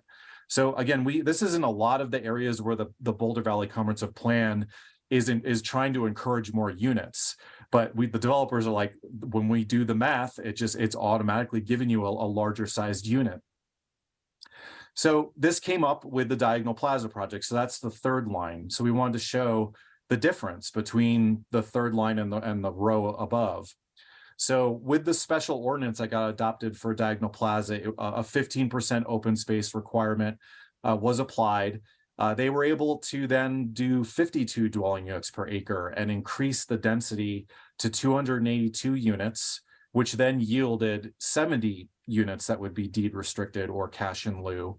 And then they did basically a 1.77 FAR. But if you apply that same logic, like a FAR cap, and you divide by the number of units in this example, the average unit size drops by half. You get to like around 1,000 or 1,200. So you can see how getting rid of that density limitation, whether it be the 1,200 square feet of open space per unit or the 1,600 square feet of lot area per unit, you're going to get more smaller units, and you're going to get more deed restricted units to add to the city's inventory for deed restricted housing.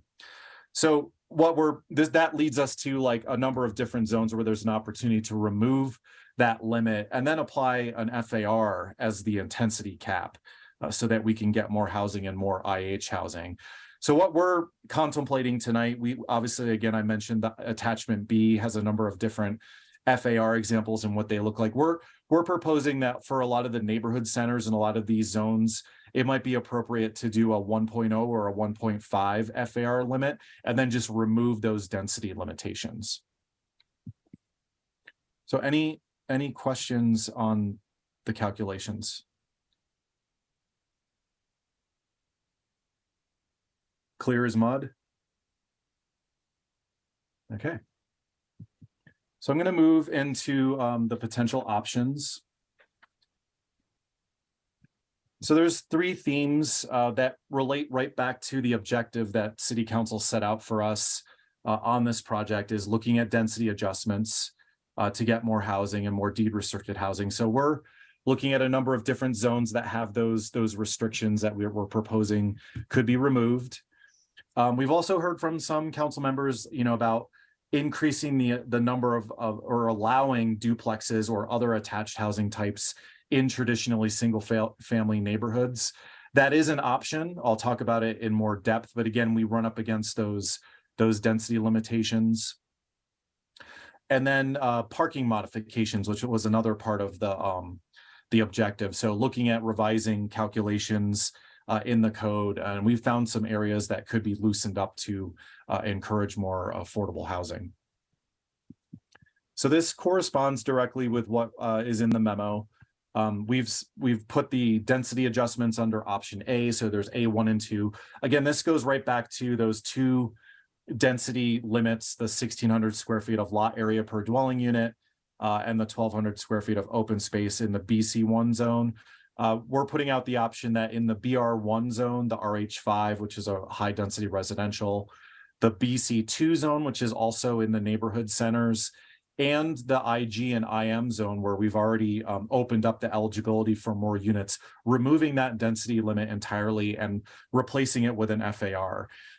Another option that could be considered here too is also just putting an open space requirement. So one thing we're contemplating is that in the industrial zones, we could put just not even, there's already an FAR for non-residential uses per the jobs housing imbalance. We could, for the residential, not have an FAR limit for residential there, but maybe just put an open space cap. So it could be like the RH3 zone, which is actually our most intense residential zone. It allows the most units. It has a 60% open space requirement, but that can be modified down to 30% with planning board approval, or maybe we could just put 30% on as a requirement. These are some ideas that are floating around that we wanted to get your feedback on. But we're recommending that these move forward as options. Moving into housing types, like I said, this gets a little bit more challenging. We did bring an ordinance through several years ago that would have basically allowed for the conversion of single family homes in the low density residentials to be basically chopped up into either duplexes or triplexes. It was proposed as a conditional use, so it would have had to have met some criteria. It would be a staff level review, but basically we would be looking at the designs of the building to make sure that they still fit in with the single family character of the neighborhood. We did analysis of those areas, and because of the density limitations, there wasn't a yield of too many additional units that would be possible by doing that. There are some lots, say up in the RR zone, where it has a minimum lot size of 30,000 square feet. There were some that were, upwards of, 90 to 100,000 square feet. Those could then permit a triplex, for instance, or a duplex, but there weren't really that many. There was only about a little over 100 properties that would be eligible for that. So we're not recommending this to move forward at this time. This is something that could be done in the future. We think it would be more appropriate to lump this into a more holistic look through the comp plan and then through rezonings to allow greater densities in these zones, obviously with community engagement. But again, we could do this, but it would also impact the timeline. And again, this was an ordinance that was brought through several years ago that was not passed by council at the time. It was something where there was a fair amount of resistance from the neighborhoods that we engaged about making that change. So we're not recommending B1 and B2 at this time. We are recommending B3. We talked about this with council a couple of years ago through the use standards phase 1 project. Efficiency living units in the code, they're kind of like micro units. They're basically units that are 475 square feet or smaller. Right now, or the way the code was before, is that any project that had more than 20% of its units as efficiency living units had to go through a use review process. That was loosened up through use tables phase 1 to 40%. We proposed to remove that use review requirement back then, but the council at the time did not support that change. We're bringing that back to this council, and we're recommending that use review requirement be removed for ELUs. So this again would be a kind of a very straightforward change to allow some more smaller units. Mark, you're muted. Yes, I was. What was the original theory behind requiring use review of the efficiency living units at 40%? That was in the code for some time. I think it just was kind of like a new idea, maybe back in the 80s when they introduced efficiency living units, and it was a way to assess impacts. But again, there's other mechanisms in the code, like site review, parking requirements that already apply to these projects. The use review, in our opinion, is kind of extraneous. Okay. So there was no point in your view of, jumping it to 50, 60, 70% as a threshold? We didn't think that was necessary. Okay, thank you.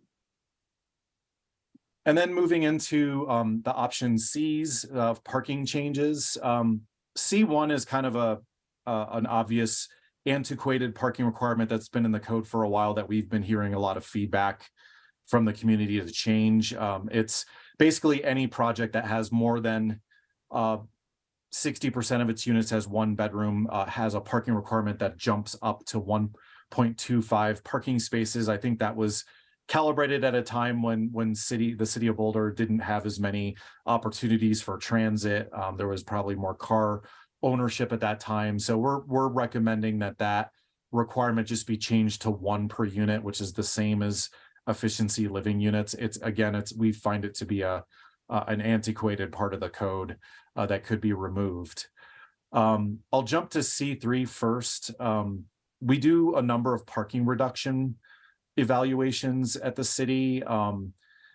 We have an administrative process for parking reductions up to 25% of the parking requirement for non-residential projects. And then if it goes over that, it's something that's considered through the site review process. But one thing we do have in the code that we perceived as a barrier is that any parking reduction associated with a residential project automatically requires site review. So this was another opportunity for the code where we could process residential parking reductions the same way we do commercial parking reductions up to that 25%. So we're recommending that move forward. In looking at other communities and some articles that have come out, there's been a lot of suggestions for maybe not requiring parking spaces at all for affordable units, or dropping the requirements or reducing them quite a bit. We evaluated that. We're not recommending that move forward at this time. We felt like that may have some merit, but we have some hesitation about treating affordable units differently than market rate units. We have hesitation because, you know, there's an equity issue, you know, if an affordable unit doesn't have access to parking. And we also have concerns about, you know, if parking requirements were reduced or removed, it could lead to spillover impacts from a affordable project that could create more, you know, community resistance to those projects. So we're not recommending that at this time. We do think that it's something that could be evaluated further as more of a holistic analysis of our parking, which we've been doing kind of behind the scenes for several years, but it's not moved forward to any code changes yet. But we think it should be lumped into that analysis when we get to that.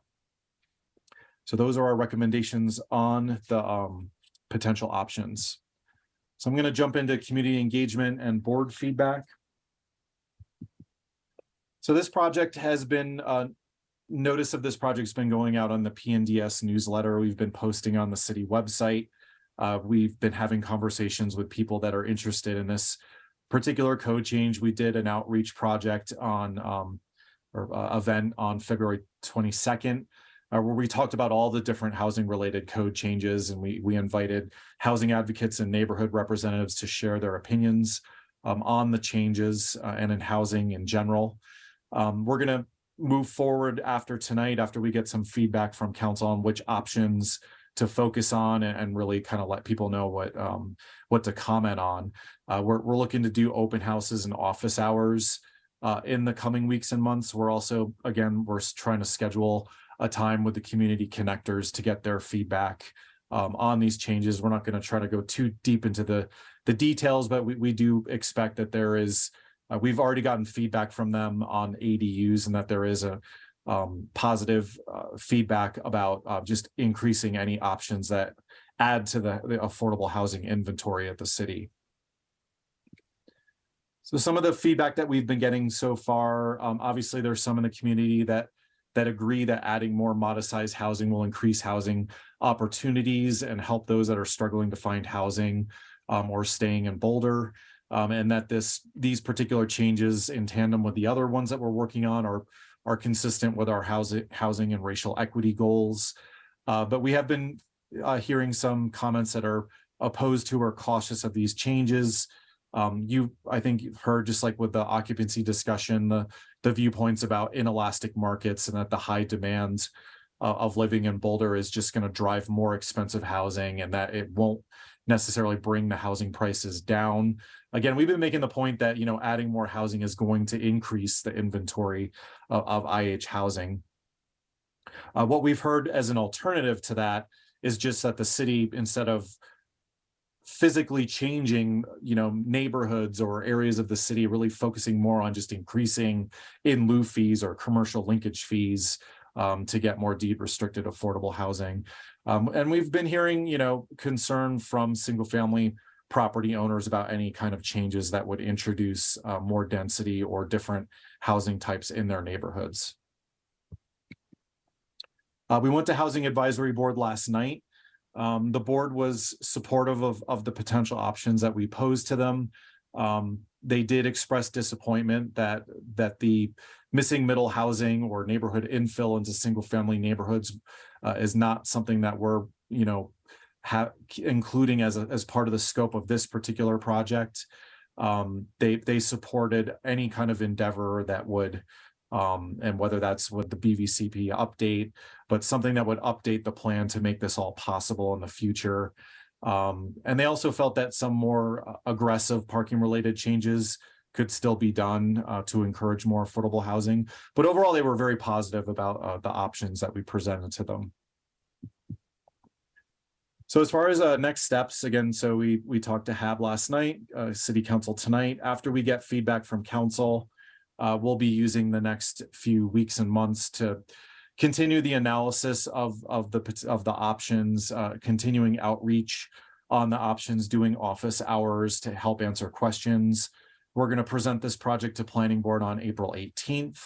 We'll start developing the ordinance, and I expect that there's going to be some things that we're going to need to follow up on with City Council. So we're scheduled now to return to Council as a matters item on June 15th. So we'll report back on the feedback that we're receiving and get more guidance before we move forward. So the schedule is to try to complete the project by September. So we'd be looking at bringing the ordinance through to Planning Board in August and then bringing it to City Council in September.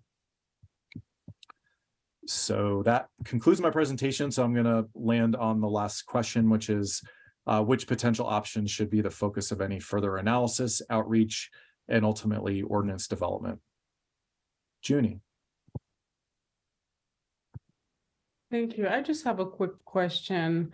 As I was hearing this conversation, and I wanted to ask you, how does the governor's plan, because you mentioned that, how does that impact this conversation that we're having? And does this work have any point of intersection with it at all? Because you mentioned it in passing, but you didn't really go into details, because here we are, working and trying to find ways to provide more access to affordable housing. And then we also have the governor's plan. So I just wanted to understand a little bit more. How does that impact our current plan as a city council or as a local community? Well, it's certainly something that we're looking at closely, especially if it ends up being, some sort of state mandate.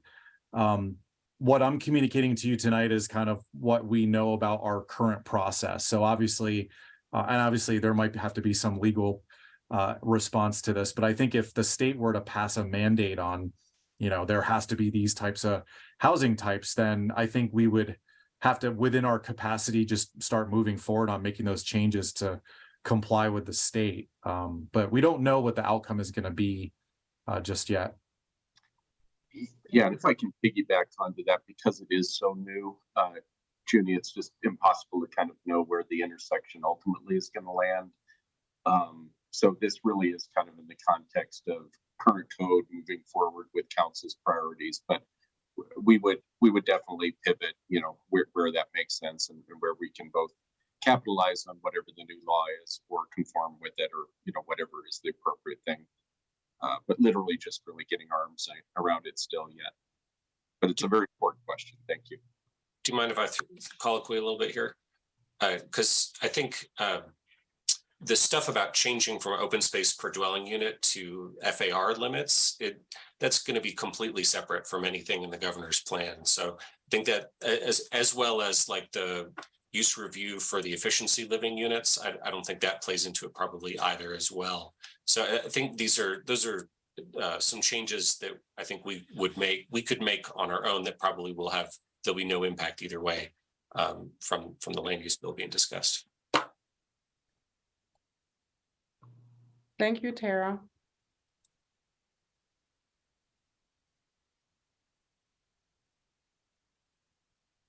Tara, do you want to call on that? Whoever. Oh, you want me to take over from here? Yeah. Then? I was like, did I miss something? Okay, let's go with Mark. Couple of questions. The first one is a little bit offbeat, but on page 2 of the memo, you mentioned our policy against demolition in the opportunity zone. Do you have any thoughts on how that's working out for us? To my knowledge, I'm not aware of any demolitions that have occurred in that area. It was meant to kind of freeze some of the market rate residential units that exist in that area that could benefit potentially from the opportunity zone. So there is an overlay that basically sends an alert, if a project were to come in, that they wouldn't be allowed to demo during the duration of the opportunity zone.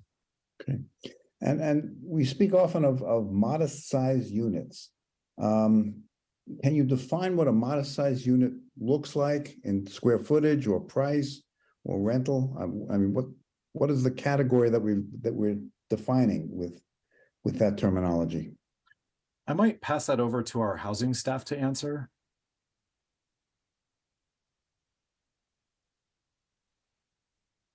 Or not. That's coming on. Sorry about that. So I am Sloan Walbert. I'm in the housing division. I don't know if Kurt has an answer for that. I'm not sure we have an exact number. But I think it sort of goes back to that attainable housing definition that Carl gave of it's of a size that limits the amount of rent that could be charged or could be sold on the market. Well, I get my question is based on the fact that you see houses selling for $1,000 a square foot in Boulder. So yes, it's cheaper than a mansion on in Devil's Thumb, but I'm not quite sure what I'm trying to get a sense of common definitions. Attainable can't just be cheaper than that mansion. It's got to have some content for itself, and I'm just trying to figure out what that is. Maybe I'll add in as well, Sloan, thank you. So Kurt Fernhaber with Housing and Human Services. So typically under our deed restricted units, to give that kind of comparison, typically they're in the 800 to 1,200, 1,300 square feet, depending on, those are 1, 2, and 3 bedrooms.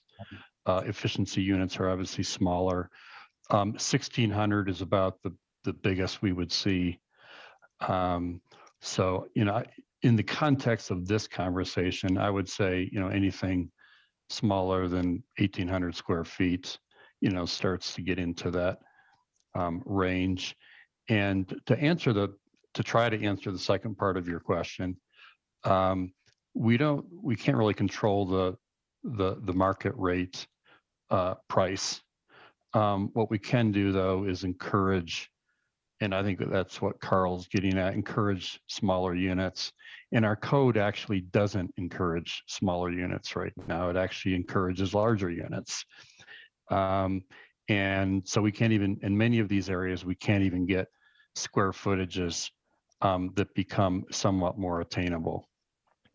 Well, a few years ago, we did a study of what in-commuters want, and I assume that finding housing for in-commuters should be a significant component of our strategy. Are we keying anything that we're producing in terms of housing towards that sense of what those in-commuters are looking for? I know we're building ELUs for that market.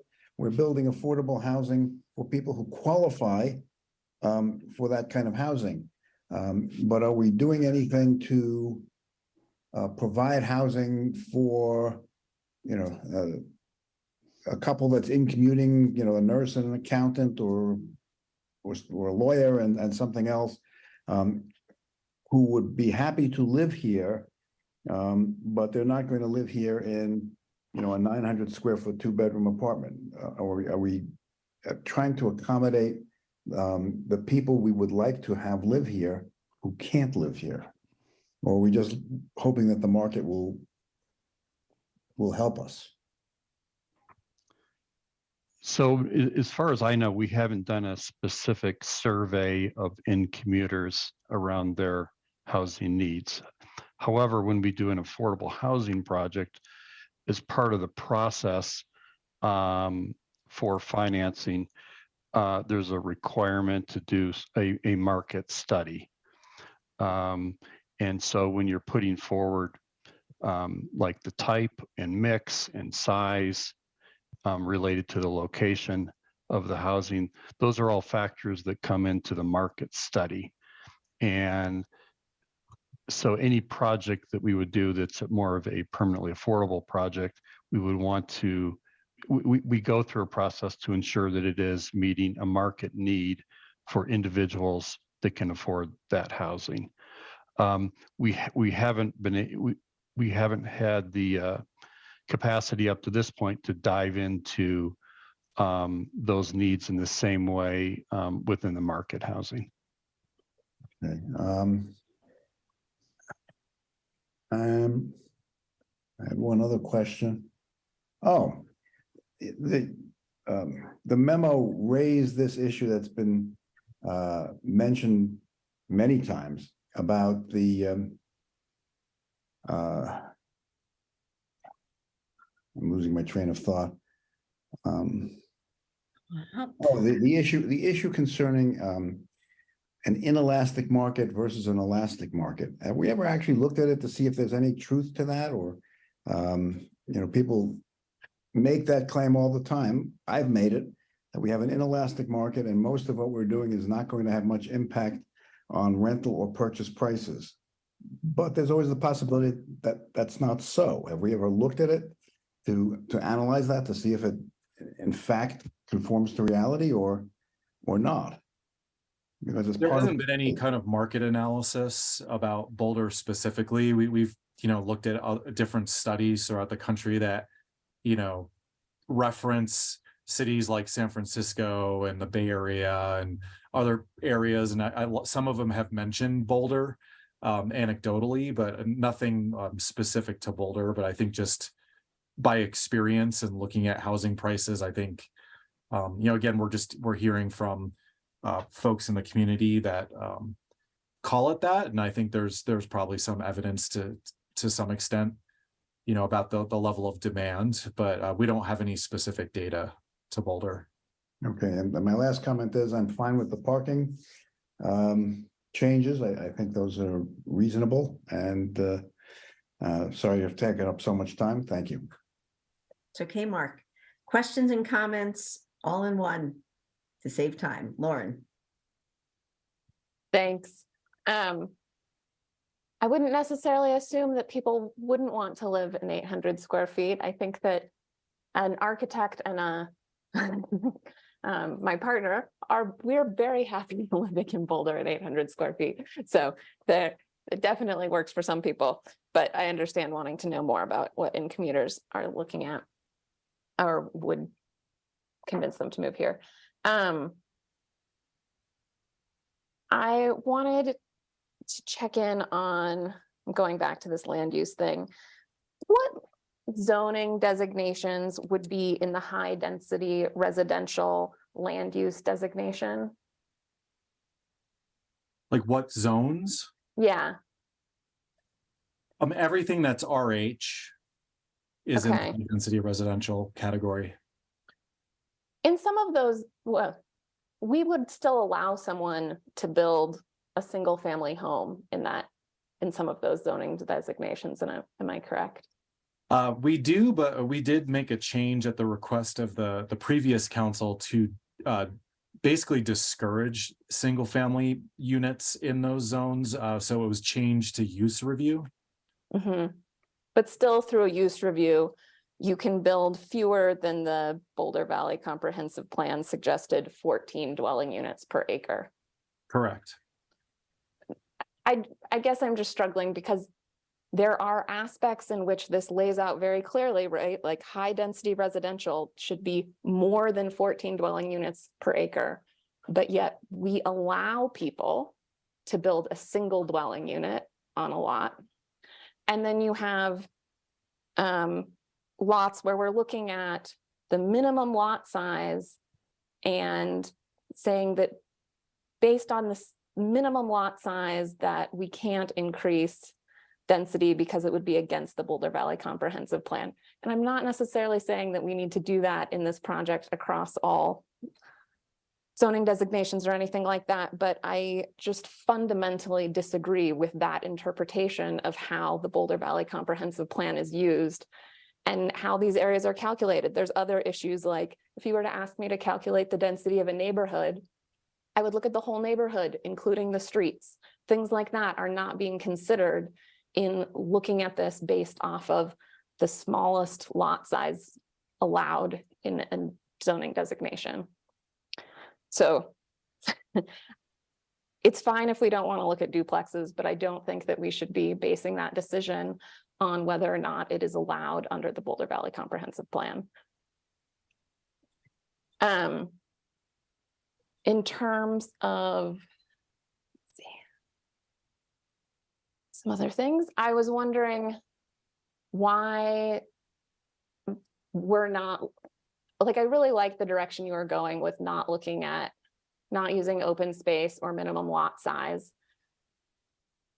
Why aren't we looking at that across all the zoning designations? Why only sort of the select few zoning designations, which was still a number, 6 or so, but why not eliminate that as a metric for all of our zoning districts? We really kind of focused on where the comp plan anticipates housing growth areas. We were more cautious around RH zones that might be in, for instance, the opportunity zone or next to a single family zone. So we did select ones that were on multimodal corridors in neighborhood centers in the Boulder Valley Regional Center. We certainly could look at those zones since we don't run into that cap. Thank you. Was any other thought given? I know that there's sort of we have other things like minimum private open space that I guess I also question a little bit, that feels like putting unnecessary restrictions on a market rate unit that, developers can pick parking. They should also be able to, or, I think we should be looking at whether or not developers are providing the product that makes sense, both in terms of parking and other open space things like minimum private open space. Is that something you guys considered at all? I mean, our hesitation is that we've received comments from, other boards and councils in the past that were very cautious about removing any, private open space, requirements or amenities. So we did not look at that. Okay. And then another thing, so in a number of these zones, especially the denser zones, we allow both residential and non-residential uses. One of the things that's always struck me odd about our code is having different requirements around building size based on what the use is. So saying that a commercial building needs a certain percentage of minimum open space on a lot, but calculating the open space or size of building differently for residential units. Given how busy you guys are, wouldn't it be great to simplify the code and have it, and also allow for potential changes of use over time that wouldn't require cutting off 20% of a building in order to switch it from being an office building to a residential building? Is that something that you guys would be open to looking at? We certainly can, yeah. Thank you. I think Just to reply on that point, though, if I can interject. Yes. I think that's one of those things that we recognize we could and should look into within the scope of what we're presenting today. Though these are things that we feel like the level of public engagement and such supports this within the time frame. So I just wanted to make sure that when we responded that we could look into that, you understood that that might be kind of in later phases. Okay, I appreciate that. Thank you. Yeah. I think, you can hear a little bit of frustration from me. One of the things is like, this isn't just adding housing. In my experience, this is also, we are losing housing in our community because of some of these rules. Earlier this week, I was asked by a client to look at a property in the RMX1 zone. It is a property that is currently an apartment building and has an apartment building on either side of it. It's a little over 6,000 square feet. And if they were to, which they're looking at redeveloping it, and they would like to do it as an apartment building, and the only thing that they are allowed to redevelop it as under our code right now would be a single family home. And it would become an almost 4,000 square foot single family home. That would be eliminating 3 units of housing from our community to provide housing that we have said that we're not interested in trying to encourage. And that is the only thing that they are allowed to do. So I appreciate the direction that this is going. I would like to see us look at more zones and us look at allowing things that have historically been allowed in this community. I think that we can go farther. I would like to see more of the RH1 zones. I would like to see the duplexes. I had this idea around parking that maybe we try and bell curve it. So, you know, you have sort of the amount of required parking for a typical project. And if someone is providing, you know, the 120% of that to 80% of that, we say that amount of parking is just allowed by right. If you want to provide, you know, 140% to 120% of the required parking, or 60 to 80% of the required parking, that would require an administrative review. And if you want to do like 160 to 140, or you know, like more than 140% or less than 60% of the required parking, that would be a site review, so that we're like targeting people in on an amount of parking, not just giving minimums. Sorry, that was a lot. I have lots of thoughts on this topic, but I'll give it to someone else for the moment. Really good thoughts. Thanks, Lauren. Nicole. Yeah, thanks, Lauren. Never apologize. I always really appreciate listening to your thoughts and your lived experience on working with our zoning and land use.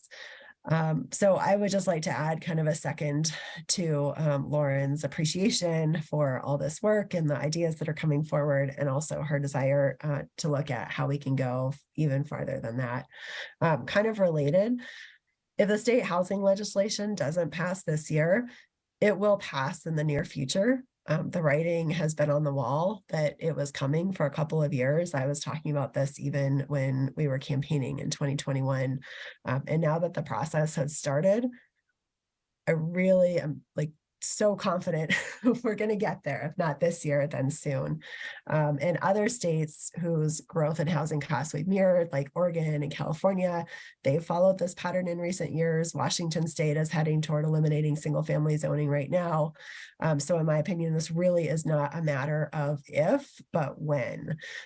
So what I would like to recommend is just a really brief comment after my long preface, that we go farther faster with any updates that are related to what the state is looking at, like going with Hab's suggestion of more aggressive parking changes. I think it could really just help create a bridge to get our community from where we are now to where we're likely to be when this legislation passes. Thanks, Nicole. We go to Rachel. Tara, I want to plus one, most of what Lauren said. I know we're just on questions now, but just so I don't forget, especially the parking bell curves, which is kind of. No, we can do questions and comments. Oh, great. Anyway, so what Lauren said, and I thought the parking bell curves might be a little bit difficult to understand, but I support them. So if anyone needs that restated, I'd ask her to do it. And then a question about Lauren's question about the averages. So I understood that question to be like where the comp plan requires like a minimum number of units to go on a lot. Like you can't do under 14 in one zone on an acre, if I follow the question correctly, in one zone. But we have other parts of the code, and that has to be, you know, on average. And in those zones where there's a minimum, like you can't go under 14, we're going all the way down to 1 on some lots with use review. But we don't invert it in practice, right? And Lauren, just like flag me if I'm getting it wrong. So we don't say like the maximum on an acre is 6 in this one zone, but we're going to allow you to do 7 because the average over that zone is well under 6. So somebody can put a 7th on that acre, or somebody can have a duplex, maybe. So I guess I just want to understand, Carl, like how under the comp plan, how do we get to, you can have a use review for that to go under, but we don't do it the other way if you want to go over. If the average within that whole zone, as I understand it, is within the comp plan maximums or minimums. Are you talking about the use review for like a single family home? Is that what you're referring to?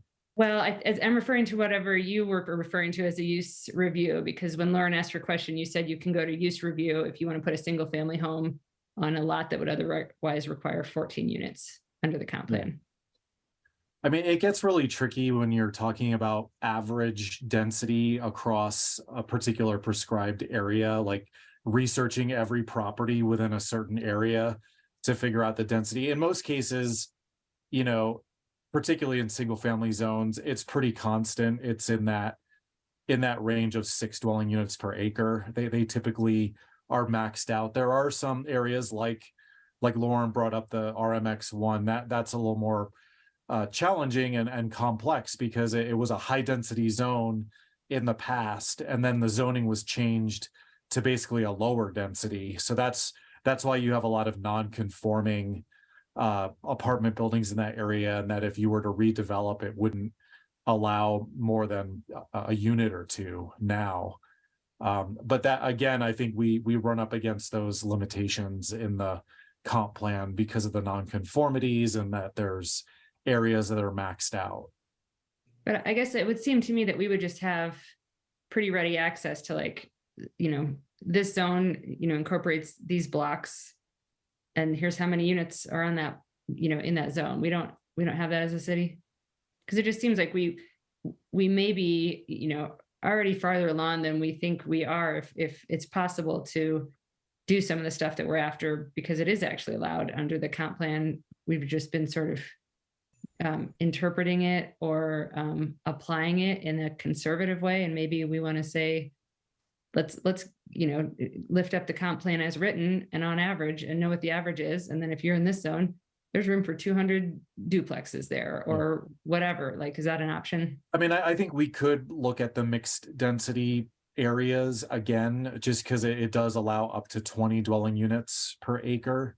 Again, I think a lot of those areas are probably close to that with the nonconformities, but I'm thinking more of the low density, like where we have a lot of single family homes, because I think what a lot of us are looking at, and what Mark was getting to earlier, is how do we get missing middle and how do we get it affordable?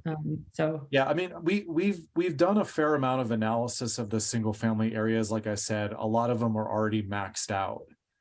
We've done an analysis of the minimum lot sizes, and there's very few lots that can allow, you know, the additional density. But that's on a lot by lot rather than an average across the whole zone. So like a lot might be maxed out as, you know, on that block, there's there's 6 on that block, but maybe the next block has only 4. And so there's, you know, I mean, the other point I'll make is that, you know, the point of this project from the beginning was simplicity, was to really look at targeted changes, and doing averaging in the manner that you're talking about looks like it would be adding a lot of complexity to the code. So we did not, you know, we kind of steered away from that kind of thinking. I'm not saying adding any, I don't know, like maybe changing nothing, just say like the interpretation is that this is already allowed, and it's already written that way. We've just been, maybe I can jump in. I'll let Lauren maybe see if I can maybe add some clarity to what's being discussed. Aside from the scope issue, which, you know, clearly is part of what we're trying to balance here too, what I'm hearing though, is the observation that a couple council members are making, which we acknowledge, which is when there is a density number, whatever, 20 in the comprehensive plan, it's probably under-realized in actual construction, I think is the point I'm hearing you say, Rachel, is that, you know, the average actually is lower than that. So don't we have capacity to get up higher? And the answer would be yes.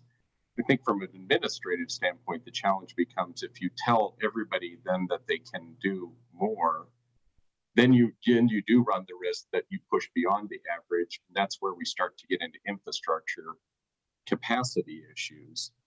And where do you tell people where to stop at that point, if that makes sense?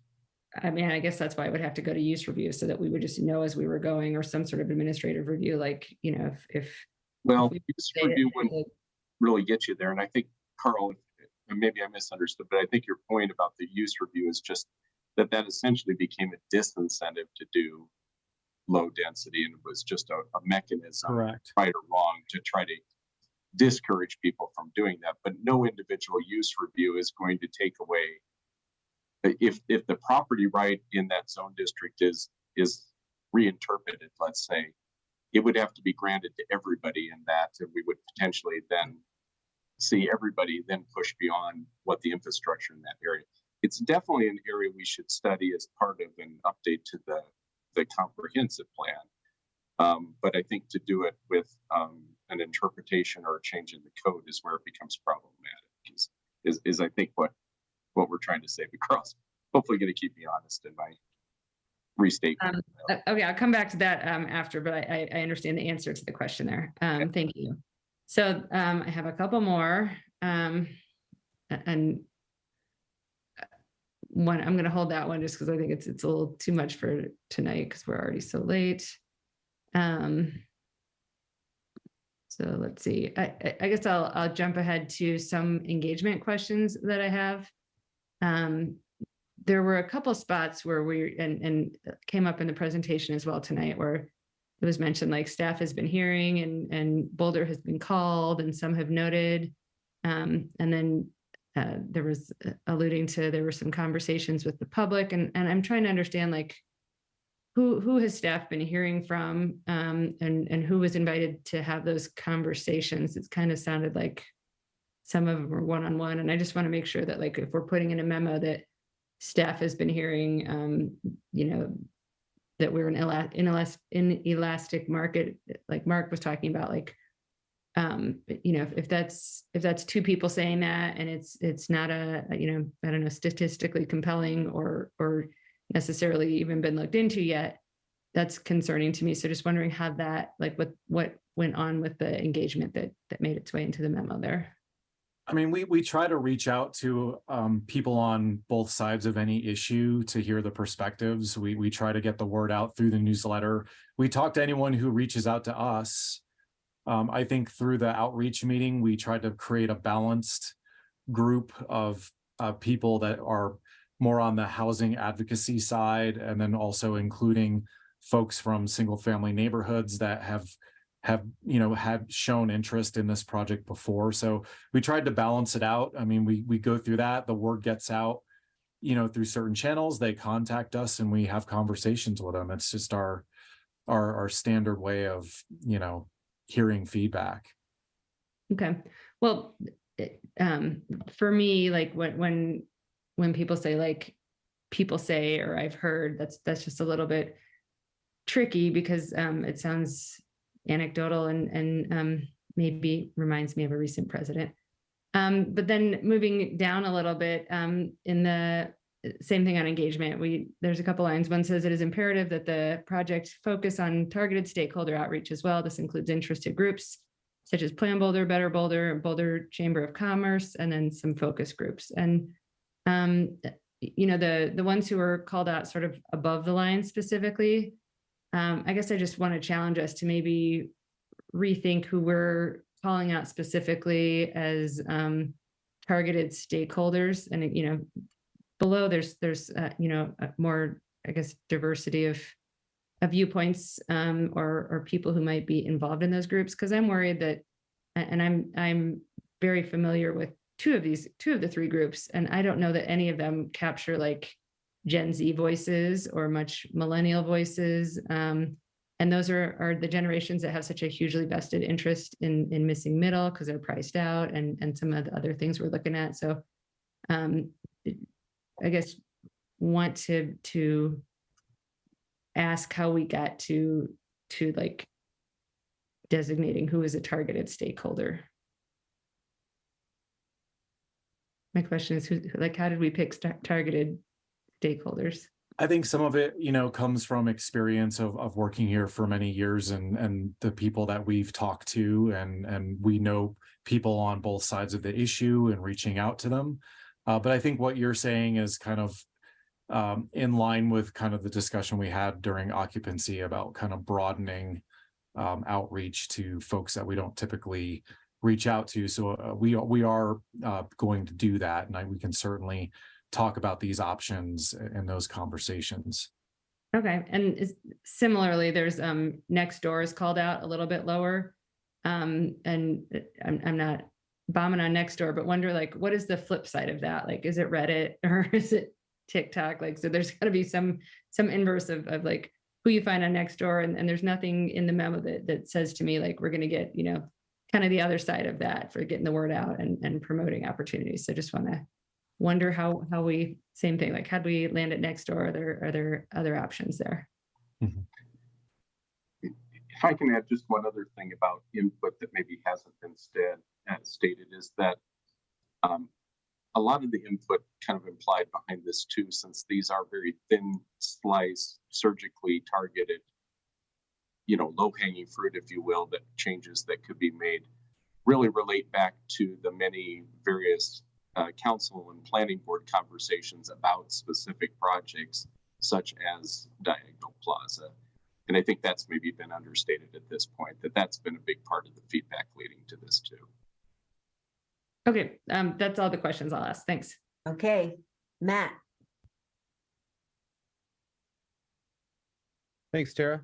Appreciate that. And thank you for Brad, Carl, and the whole team for diving into these pieces. I mean, there's a lot of different combinations and permutations to sort of splice out here in the sort of ubiquitous framing of affordability and housing. So thanks for trying to suss through that.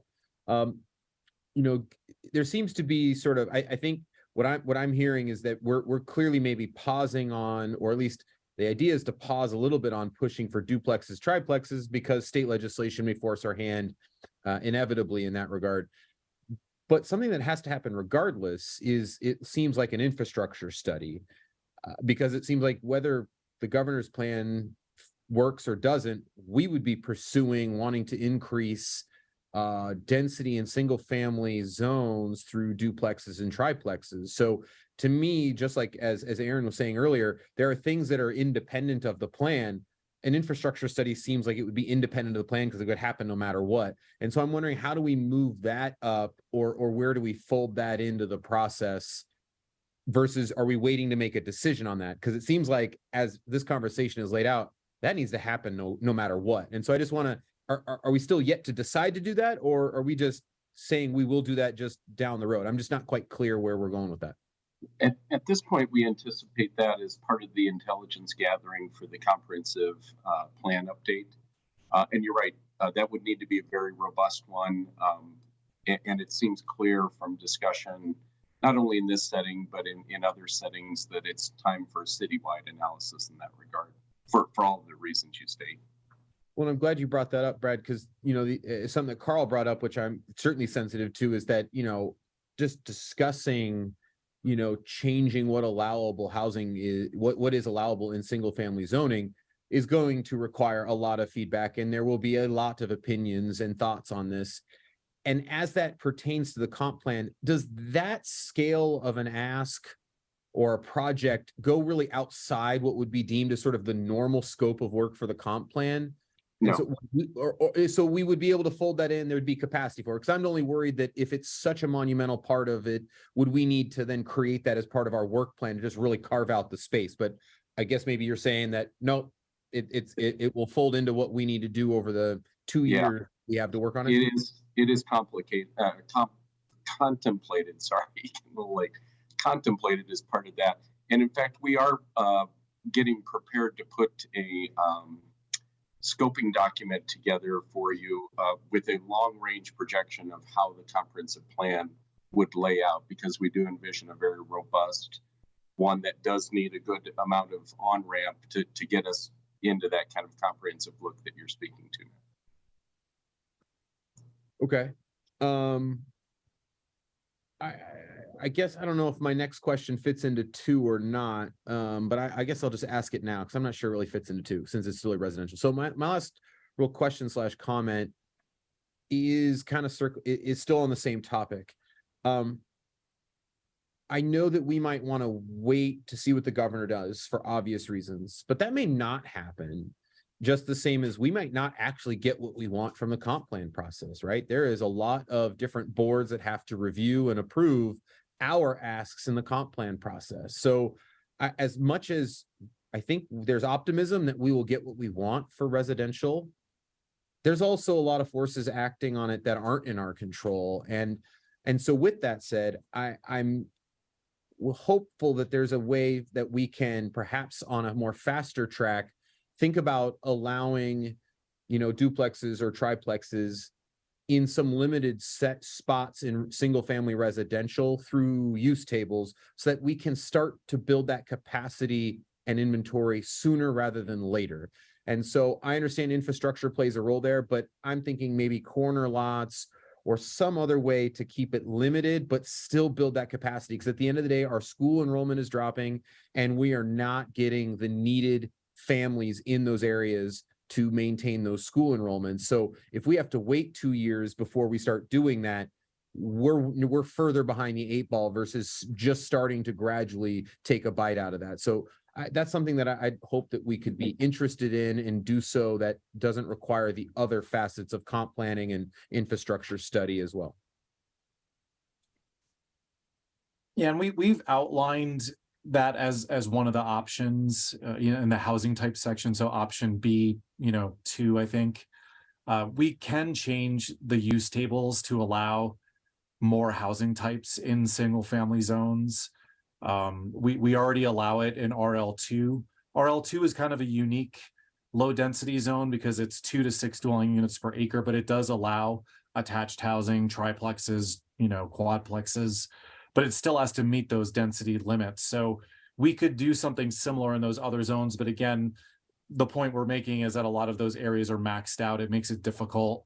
They would still have to demonstrate that they're meeting those density requirements in the interim until any more robust changes are made, relative to density. All right. Thanks, Carl.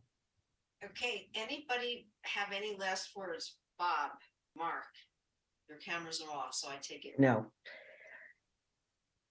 I see Aaron. Aaron, sorry, I didn't see. Can I go to number 2 with feedback? Do you? Okay, great.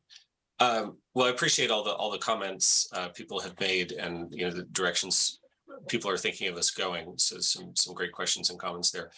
I'll just add my voice to say that I don't think we would have to revise the comprehensive plan to potentially change some density for density allowances for attached housing, but I'm not going to go deep into that right now because I want to keep my eyes on the prize on this particular project, which for me is about changing from the open space or per square footage per dwelling unit and instead to an FAR approach.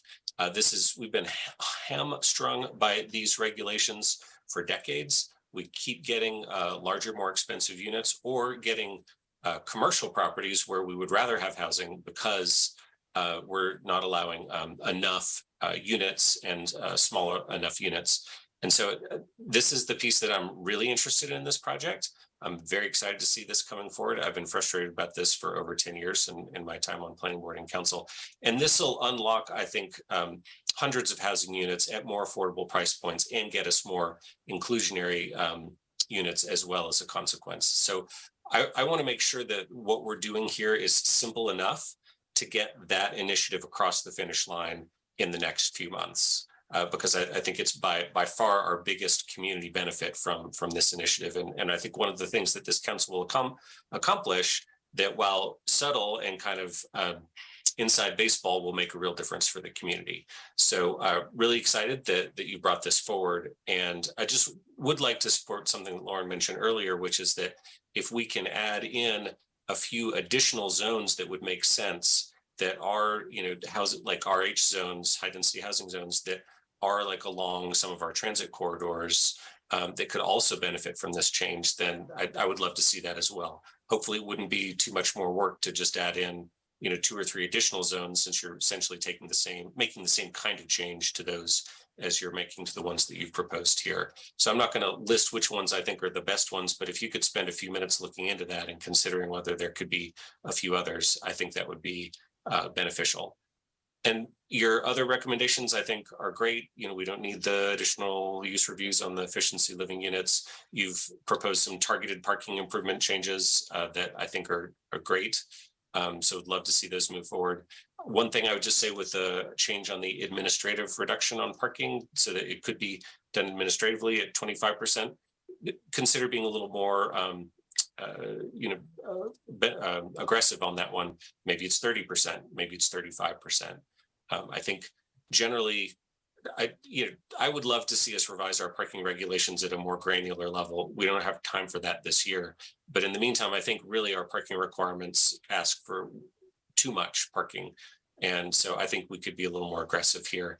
I really liked Lauren's tiered idea. I don't know if there's time to fit that in right now, but I thought that was promising. I think there are a lot of other parking changes we could make, but I think your staff recommendation gets to the heart of the matter. I'm willing to let the duplex triplex discussion wait until later, because I think it is a much larger discussion in the sense that there's a lot of community interest in that, and it could slow down the rest of these, I think, really promising proposals that I'd like to see get across the finish line. And that is an area that would very likely be directly impacted by the state legislation if it should pass. So I think we would be needing to update things based on that legislation. So rather than try to do things twice, let's wait and see where that goes, do it once, and get these other fantastic things done this year. That's all I got. Thanks. I'm gonna colloquy.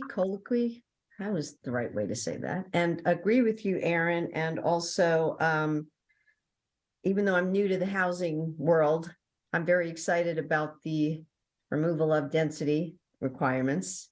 Lauren's smiling. And also I agree with Lauren's suggestion as well, like you do. And so it is 9:55. In 5 minutes, it'll be 10. And I'm wondering if you're good to go with these recommendations, or do you need anything else from us? I think we'll have to consider a lot of the, divergent comments here, and then go out for, more outreach, look for other options, and then come back to the council in June to kind of talk through it a little bit more and see what to move forward on. To get further clarification, would it be possible to see if there is consensus among the council for at a minimum all the very specific recommendations that we made, and then recognize that there was a list of other items, but just wanting to make sure there's agreement around the specific. Absolutely. Checking in real quick with Junie, who hasn't spoke. Junie, do you want to say anything? You're good? Okay. Yes. Good. Okay, so let's take a straw poll. And everybody who agrees with the staff recommendations to give clarity to the staff, raise your hand. 1, 2, 3. A lot of sort ofs. Let's see. 1, 2, 3, 4, 5. I'm going to say we have a majority. Good. Tara, I'll just point out that it was yes with tweaks. And so I don't think it's quite fair. A lot of half hands tonight. That's what I want to offer is clarity is if we're going to sum it, it's yes and that we want to get to. Okay, you are right. And that's what I meant. Thank you very much, Matt. Let's do that again. Everybody who agrees with the staff recommendations and would like Brad and Carl to look into these other suggestions, raise your hand. Is that good, Matt? You have anything further? I just want to, just those that put out the recommendations, I don't know if that's enough for them to feel like their suggestions were validated by all of us, but it's getting closer. I can't make that commitment on behalf of everyone's suggestions. Anybody? If I Anybody? may, Yeah. may I? Yeah. What I think I'm understanding, and I think Brad was getting to, is that I believe there is consensus from council to move forward with the staff recommendations as kind of the floor, but that there is an interest to continue looking and expanding at ways in which we can really attack and finding additional ways for housing, to look at parking, to look at a variety of things, but that you don't want staff to not get to the finish line on what could be an ordinance in September by virtue of not being able to add things. And if in the course of work, there are perhaps some additional things that would not throw the staff timeline off kilter and come to you all with an ordinance to be able to fold whatever that has looked like. And we can come to council with that as we learn more. Beautifully said. Everybody who agrees with that, raise your hand. Look at that excitement right now. Lovely. I'm gonna chart that down to it's late and you're only half listening to me. Well, it's 9:58. Are we ready to end this meeting at 9:58? Great. Meeting adjourned. 9:58. Thanks, everyone. Thank you, Tara. Tara. Thanks, everyone. Good night, everybody.